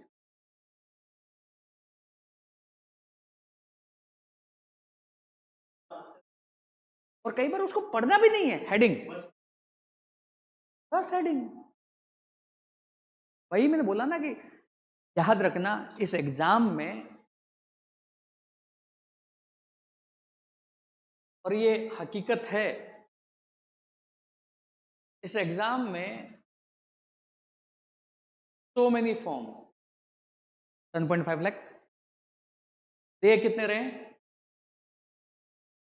But actually competition is between, but actual competition is among, क्योंकि ये सीरियस पढ़ाई कर रहा है बट मिसगाइडेड है। 50,000 में से 1 लाख बच्चा, ऐसे 90%, 80 to 90 क्या है, मिसगाइडेड है। और कंपटीशन केवल इतने में, केवल इतने में ही है। और ये तुम्हें फील होने लग गया होगा, सिविल सर्विस टफ नहीं है। तुम बोल रहे हो मार्क्स नहीं आ रहे। आज मैंने अपने एक स्टूडेंट से बात की, मैं ऐसे मैसेज किया, मैंने रिजल्ट नहीं आया है, उसका हमेशा पीटी होता है, इस बार उसका यूपीपीसी है, सर मार्क्स 101 आ रहे हैं जीएस में। पढ़ी भी नहीं है, यूपीपीसी पे पूरा फोकस था, यूपीपीसी में सिलेक्शन लिया, 7 दिन पहले बोला मुझे कि सर करंट के नोट दे दो, करंट के लेक्चर दे दो मुझे। बस 15-20 दिन पढ़ा है, 101 मार्क्स है जीएस में, हिंदी मीडियम से, इंग्लिश मीडियम से भी नहीं है। बट चूंकि वो सबसे पहले जब पढ़ी थी दिमाग खुल गया था कि पढ़ना कैसे। और ऐसे लोग तो दिख ही नहीं रहे, वो बात लगे कि अब अटकी हुई है। सेट एक क्वेश्चन, वो भी कॉम्प्रहेंशन, गलत हो गया क्योंकि ऑपरेशन टफ था। वैसे पहले इसका मैथ्स ऑप्शनल था, चेंज करके हिस्ट्री, 2 बार मेंस मैथ्स से दिया और हुआ नहीं तो हिस्ट्री चेंज किया। मतलब तीनों में वहां क्या करना होगा? बैलेंस। जीएस में भी क्या है? Thinking, scientific mind. तो ऐसे ही यहां पर भी तुम्हें साइंटिफिक माइंड, और तुम इंजीनियर हो, ये ज्यादा तुम्हें अच्छे समझ में आता है। मैंने क्या किया? सब्जेक्टिव को किस में कन्वर्ट किया है? ऑब्जेक्टिव क्वेश्चन तुम्हें आता है, और जब यही टेस्ट सीरीज लिखते हो तो वो लिख के दे देता है, डिमांड पे नहीं हो। प्रॉब्लम तो पता है हमें यही नहीं पता सोल्यूशन कैसे लाऊं। और आज मैं जब टॉपर देख रहा हूं, हर कोचिंग टॉपर को खड़ा तो कर रही है, टॉपर बता तो दे रहा है मैं कैसे आंसर करूंगा, वो ये बता ही नहीं पा रहा है तुम कैसे करोगे।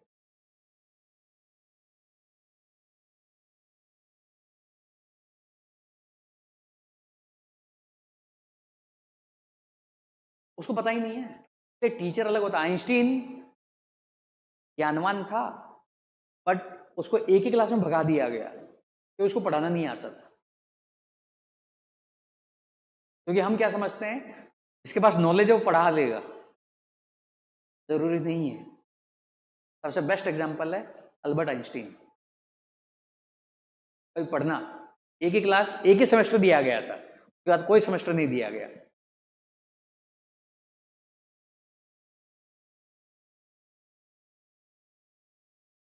पढ़ाया किसी को नहीं उसने, ये मैं बोल रहा हूं, बस एक ही सेमेस्टर पढ़ाया था। पढ़ाना एक आर्ट है, ये समझ में आया? इसको बार बार तुम कभी भी भूलोगे कि आंसर राइटिंग नहीं हो रही है। इस लेक्चर को रिविजिट करना है, और आगे जो अभी 2 लेक्चर और होंगे, आगे मंडे ट्यूसडे जो और लेक्चर होंगे उनको रिविजिट करना है। Keyword, demand. कीवर्ड पे फोकस कहां करना है? Primary, secondary. प्राइमरी तुम्हारा नॉलेज बेस है, तो तुम कंटेंट कहीं भी पढ़ रहे हो, आंसर कहां से आएगा? सेकेंडरी को पढ़ना नहीं है, सेकेंडरी को क्या करना है? फील। जब सेकेंडरी से आंसर नहीं आ रहा है तो क्या करना है? वो सेकेंडरी क्वेश्चन को कहां दागना है? अपने ऊपर। कहां फायर करना है? अपने ऊपर। सेकेंडरी को जितना क्लोज फील करोगे, आंसर उतना ही अच्छा आएगा। आंसर उतना ही क्या आएगा? तो ये डाउट मत रखना मैं पढ़ाऊंगा नहीं, पढ़ाऊंगा। जैसे मेडलिज्म वगैरह मैं पढ़ाऊंगा तो थिंकिंग आएगी। तो मैं जो नोट्स होंगे, वो नोट्स इस तरह हैं, भी मैंने दिया नहीं है। तो मेंस में पॉलिटी की बुक है, कल तो मैंने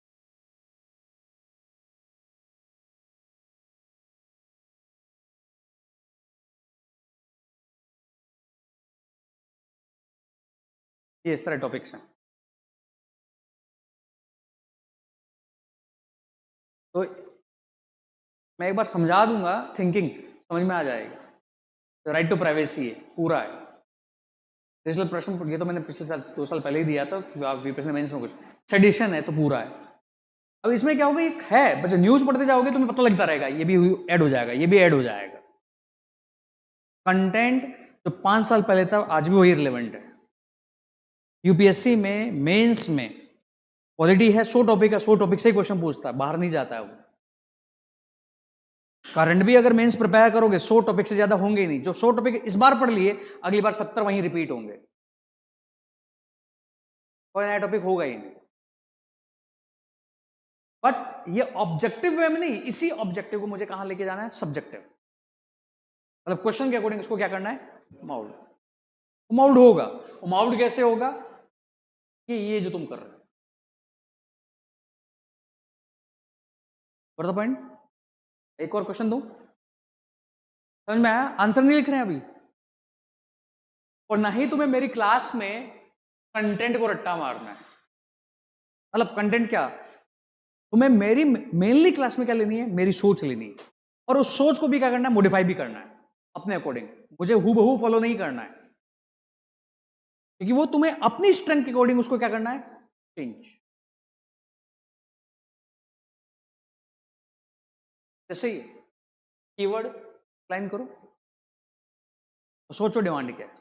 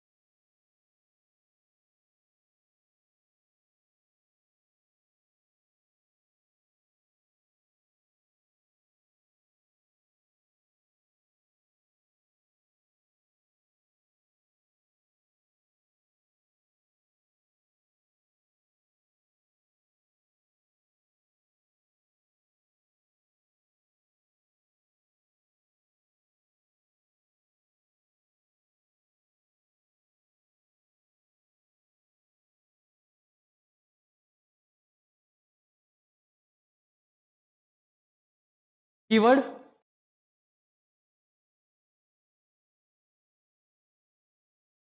ठीक है। Second keyword,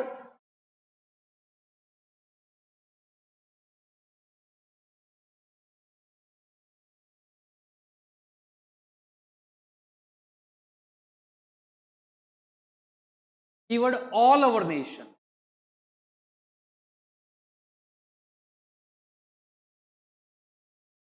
In all our nation we have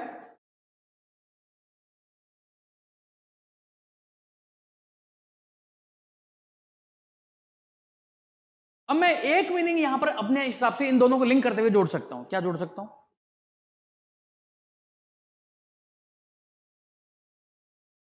मैं तो नहीं है, मैं अपनी तरफ से जोड़ सकता हूं समझने के लिए।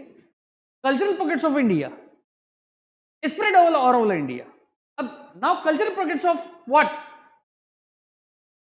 तो मुझे सबसे पहले इसको मीनिंग सोचूंगा तभी मुझे आंसर आएगा, आंसर नहीं आएगा। What do mean by cultural pockets of small India?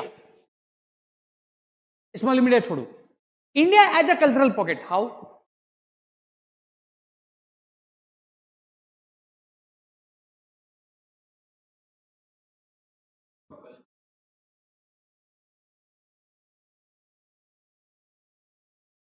India as a cultural pocket, diversity, diversity in terms of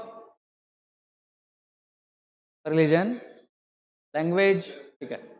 अब इस वो स्मॉल इंडिया कैसे, ये वो हो गया। अब that bigger India, bigger cultural pockets in the form of small pocket कैसे?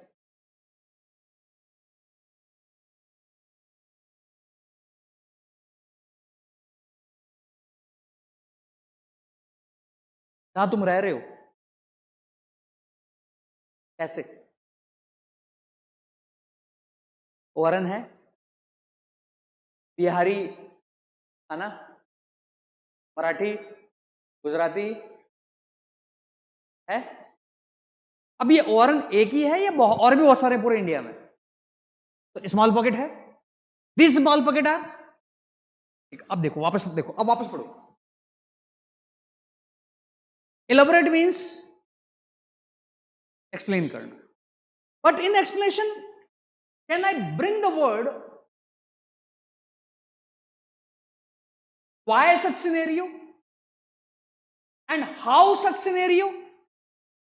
समझ में आया? पूरा आंसर पहले तो टिका हुआ है इस पर, समझ में नहीं आएगा तो क्वेश्चन ही नहीं होगा। समझ गया तो फिर सोच नहीं पाया।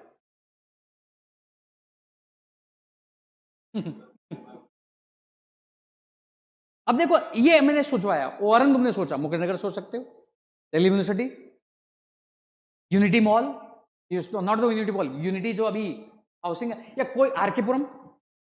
अब इलाहाबाद में सिविल लाइन, इलाहाबाद में सिविल लाइन है ना, बहुत सारे क्या है, गवर्नमेंट ऑफिसर्स हैं, तो गवर्नमेंट ऑफिसर्स हैं तो इलाहाबाद के ही हैं, ऑल ओवर इंडिया के। गुड़गांव, मेट्रोपॉलिटन सिटी क्यों करूं मैं, मुझे पता लगा मेट्रोपॉलिटन सिटी मेरा एक एग्जांपल होगा, मेट्रोपॉलिटन सिटी दूंगा ही नहीं मैं, उसके क्या दे दूंगा, पॉकेट दे दूंगा, सरोजनी नगर। अब मैं एग्जांपल में क्या लेके आऊं, वाई, ओआरएन वाई, एजुकेशन, और you can say specialized education for the competitive exam. और मैंने ये वर्ड क्यों डाला, मैं क्या ले आऊंगा, DU, Delhi university, RK Puram government, federal government, Noida economic integration. समझ में आया? मुझे कई बार एग्जाम्पल से भी क्या मिलने लगेगा, आर्ग्यूमेंट, क्योंकि कई बार मुझे एग्जाम्पल दिखेंगे, कहीं क्या नहीं दिखेगा, आर्ग्यूमेंट। ये फायदा है डिमांड का। अब तुम्हें डिमांड समझ में आने लगेगी, how and in what way in India we have cultural small pocket which has spreaded all over India. मैं दिल्ली का एग्जांपल दे रहा हूं, उसका मतलब मैं दिल्ली से फेवरेट, मैं अगर साउथ का होता तो हैदराबाद और उसके आसपास देता। समझ में आ रहा है? और मुझे और अपने आप को अच्छा दिखाना है, नॉर्थ ईस्ट, गुवाहाटी, गुवाहाटी का कोई एरिया दूंगा अगर मैं गुवाहाटी रहा हुआ हूं। आ रहा है? क्या हुआ?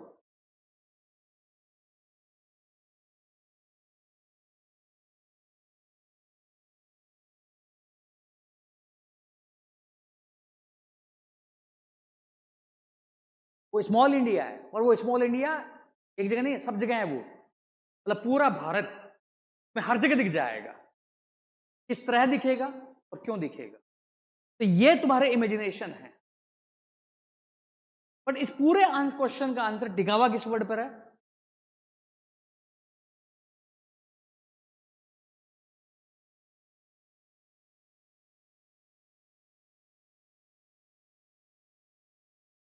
काउंटर है क्या, ये बताओ पहले। नहीं है क्या, है क्या? क्या तुम इसे डिनाई कर सकते हो?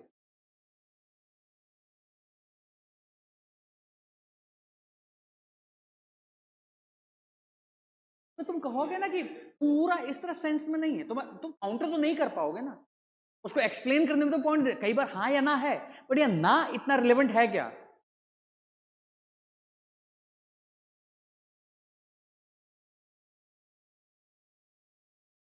तुम उसमें काउंट कर सकते हो कि कुछ आइसोलेटेड हैं, तो वो नहीं दिखेगा, वो नहीं दिखेगा। वो कितना पॉइंट होगा, छोटा सा लास्ट में। यस, सोच सकते हैं, डिनाई नहीं करूंगा। और मेजर पोर्शन, और याद रखना जितना छोटा क्वेश्चन होगा उतना टफ होगा। ये बहुत टफ है, क्योंकि सब पार्ट्स नहीं है, पूरा आंसर टिका हुआ किस पे, मैं इसी को भूल गया तो आंसर नहीं आएगा। और ऐसे ही देखो प्रीलिम्स में सबसे ज्यादा क्वेश्चन टफ कौन से हैं? वन लाइनर, हिंट नहीं है। तो बड़े हैं वहां पर क्या हिंट है, समझ में आया?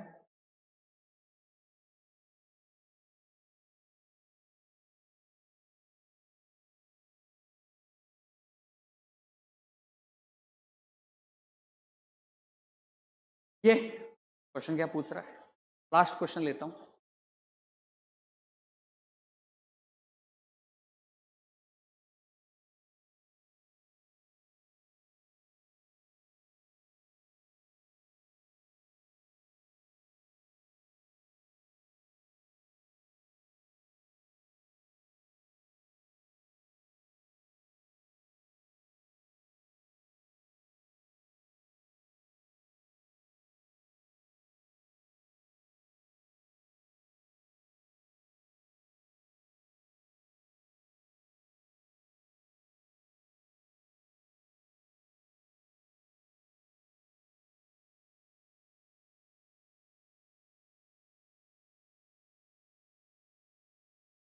वो सब कुछ छोड़ो, इसका मुझे मतलब बता दो।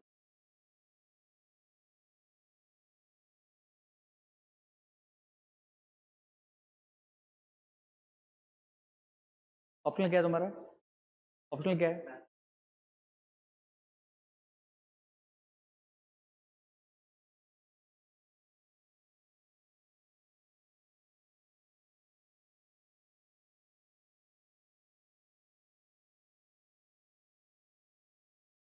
इसने जो बोला वो answer,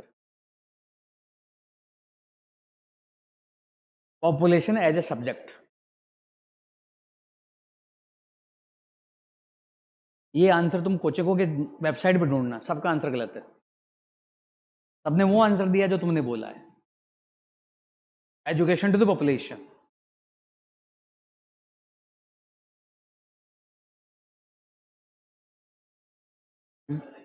When I am studying the population, to study that population, what should be my objective?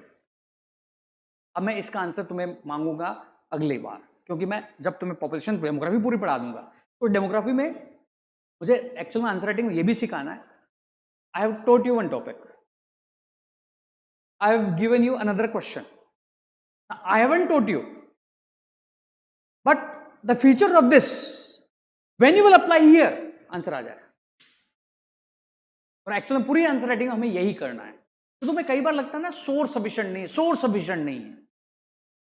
Source is enough because you have read about the topic. तुम्हें उसी कंटेंट को अप्लाई करना नहीं आ रहा जब दूसरा क्वेश्चन आ जाए।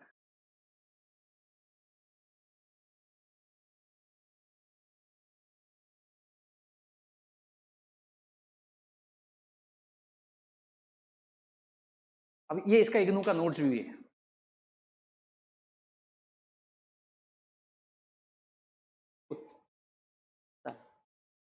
पॉपुलेशन एजुकेशन इग्नू का एक नोट्स है, सीधा सीधा ऑब्जेक्टिव दिया हुआ है, मैं थोड़ी पढ़ पाऊंगा, तो मैंने यहां जो किया है कैसे करूं। क्वेश्चन टफ है बहुत, क्वेश्चन बहुत टफ है, ये आंसर नहीं आएगा। सब लोग वही मीनिंग सोचेंगे जो तुमने सोचा है, एजुकेशन देना किसको, पॉपुलेशन को।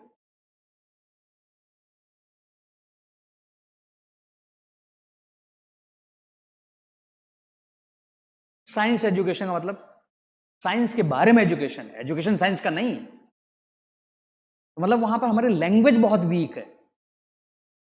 और यूपीएससी खेल किस पर आए, लैंग्वेज पर। प्रीलिम्स पूरा खेल लैंग्वेज का है। अगर तुम ध्यान से अब पेपर करना तो पूरा पेपर तुम्हें लगेगा पेपर तो पूरा लैंग्वेज का है, हम तो फालतू में कंटेंट ढूंढ रहे हैं। हम फालतू में क्या ढूंढ रहे हैं, कंटेंट ढूंढ रहे हैं।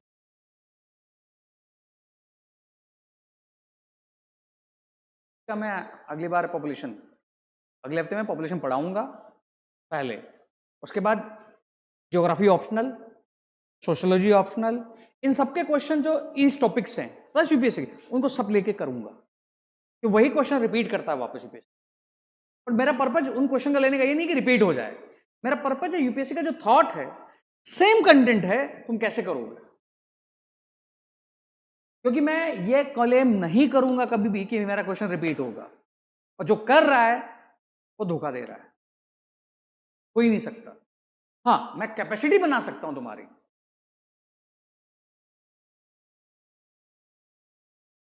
यस, होगा ही नहीं कभी। आजकल मार्केट में एक और शिकवा हो गया है, पहले ये चलता था हम ये कराएंगे, अब क्या चल रहा है, हम तुम्हें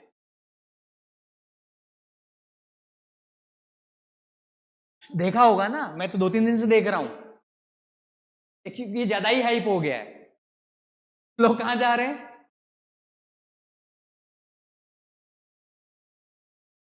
देखा है कि नहीं देखा है, ये है क्या, मार्केट में वही लक्ष्मीकांत पढ़ रहा है, जो क्वेश्चन बना रहा है वो 50 बुक पढ़ रहा है।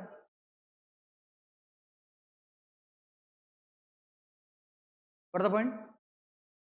अगली बार से मैं कंटेंट, अगली बार से बहुत लोग आ भी जाएंगे, प्रीलिम का रिजल्ट आते ही बैकफायर भी कर जाएगा।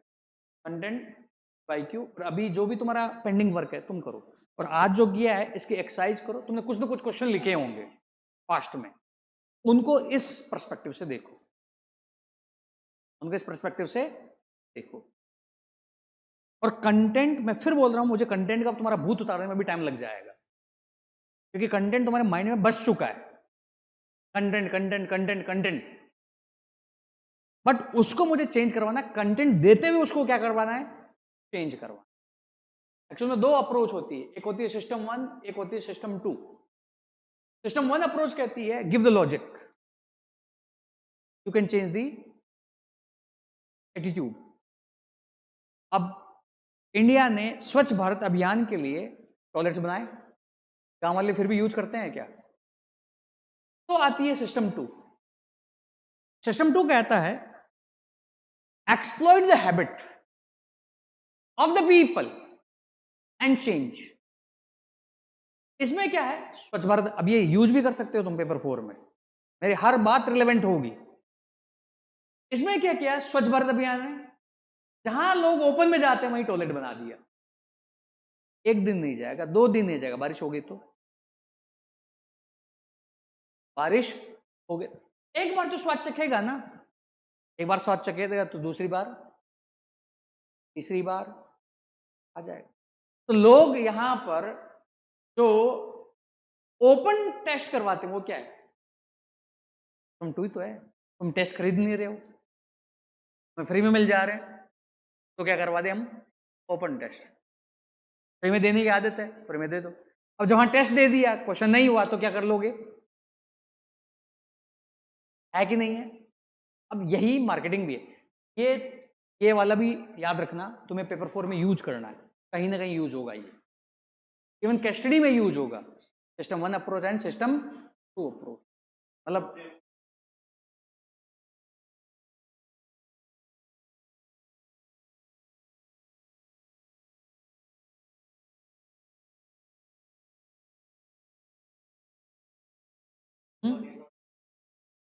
तो इसमें भी हो गया, एक्स वाई प्रॉब्लम है, वाई प्रॉब्लम है, उसको सॉल्व करने के लिए एक्स चुन रहा है, बट एक्स काम का नहीं है, अब वो एक्स वाई वहां लिख दो।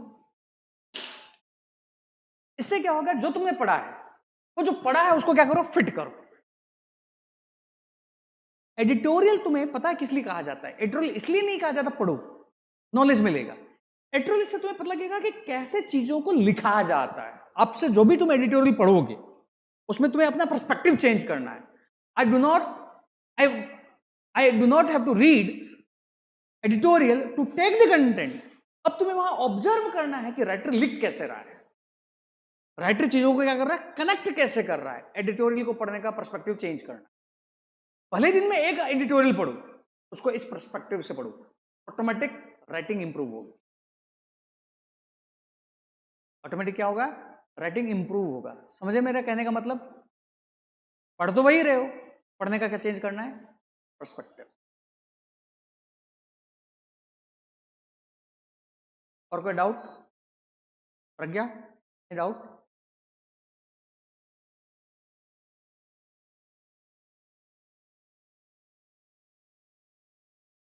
सिस्टमेटिक वे में 22 मैं फेडरलिज्म में एक टॉपिक लूंगा, और अभी जब मेंस पढ़ोगे, मेंस के साथ साथ तुम प्रीलिम्स का थिंकिंग भी बनाते रहना। मेंस की तैयारी से ही तुम्हारा प्रीलिम्स का थिंकिंग भी बनेगा। अल्टीमेटली तुम्हें पढ़ना तो वही है जो तुम्हारे पास बुक है। लक्ष्मीकांत पढ़नी है तो मैं लक्ष्मीकांत ही, मेंस में जिस तरह पढ़ाऊंगा तो उससे तुम लक्ष्मीकांत से भी मेंस का थिंकिंग निकालना सीख जाओगे। जहां नहीं निकाल पाओगे वहां मैंने इलोब्रेशन दिया हुआ है, जैसे गवर्नर दिया हुआ मैंने पूरा। एंटी डिफेक्शन लॉ या फेडरलिज्म जब मैं पढ़ाऊंगा तो मैं क्लियर हो जाएगा कि लक्ष्मीकांत यूजफुल नहीं होगी, सर ने जो लेक्चर लिया उससे सारे क्वेश्चन कैसे हो जाएंगे। तो जब भी मैं टॉपिक लूंगा पॉलिटी में, सबसे पहले मैं उस टॉपिक की फिलोसफी समझाऊंगा, तो उसके बाद क्या होगा, तुम फिलोसफी खुद निकालना सीखोगे। मतलब बुक्स वही पढ़ोगे, बुक के बैकग्राउंड में जाओगे, टॉपिक आया है क्यों है, और कहां होंगे क्वेश्चन होने लग जाएंगे। याद रखना, आंसर आज अलग होगा, कल अलग होगा, कि तुम्हारा नॉलेज बेस क्या होगा, चेंज। जैसे जैसे नॉलेज बेस चेंज होता जाएगा, आंसर भी क्या होता जाएगा, चेंज। क्लियर? और कोई डाउट? अगले मतलब 15 को मिलते हैं, 15 ही है नेक्स्ट मंडे, तब तक रिजल्ट भी आ जाएगा प्रीलिम्स का नेक्स्ट। और जो ऑनलाइन कर रहे हैं, ट्राई टू बी ऑफलाइन और लाइव रहने की कोशिश करना। अभी तुम थोड़ा बहुत पर्सपेक्टिव चेंज करो, क्योंकि अभी प्रीलिम्स के उससे उभरे हो तो उतना मेहनत नहीं कर पाओगे। तो मेहनत किस में करो, चीज एक ही पढ़ो, पढ़ने का पर्सपेक्टिव चेंज करो। मेरा कहने का मतलब समझ रहे हैं ना? पर्सपेक्टिव का मतलब क्या है, पढ़ने का जो एंगल है वो चेंज, क्वेश्चन देखने का एंगल क्या करो, चेंज। और जब तुम्हें एक बार डिमांड समझ में आने लग जाएगी, तुम किसी के भी टेस्ट उठाना, तुम पता लग जाएगा, भले तुम्हें आंसर नहीं आता, तुम ये समझ जाओगे इसमें ये लिखना होगा, इसने यही लिखा होगा। जब ये समझ में आने लगेगा, तुम उसी तरह का क्या ढूंढोगे, कंटेंट। तो तुम्हें दिक्कत होती है ना, कंटेंट क्या पढ़ना है, कंटेंट, क्योंकि अभी तुम्हें पता ही नहीं पढ़ना क्या है। जब आंसर की डिमांड समझ में आने लगी, क्या समझ में आने लगी, ये कंटेंट ढूंढना है, तो कंटेंट की तरफ भागोगे। वो कंटेंट फिर तुम्हें न्यूज़पेपर में दिखने लग जाएगा। ठीक है?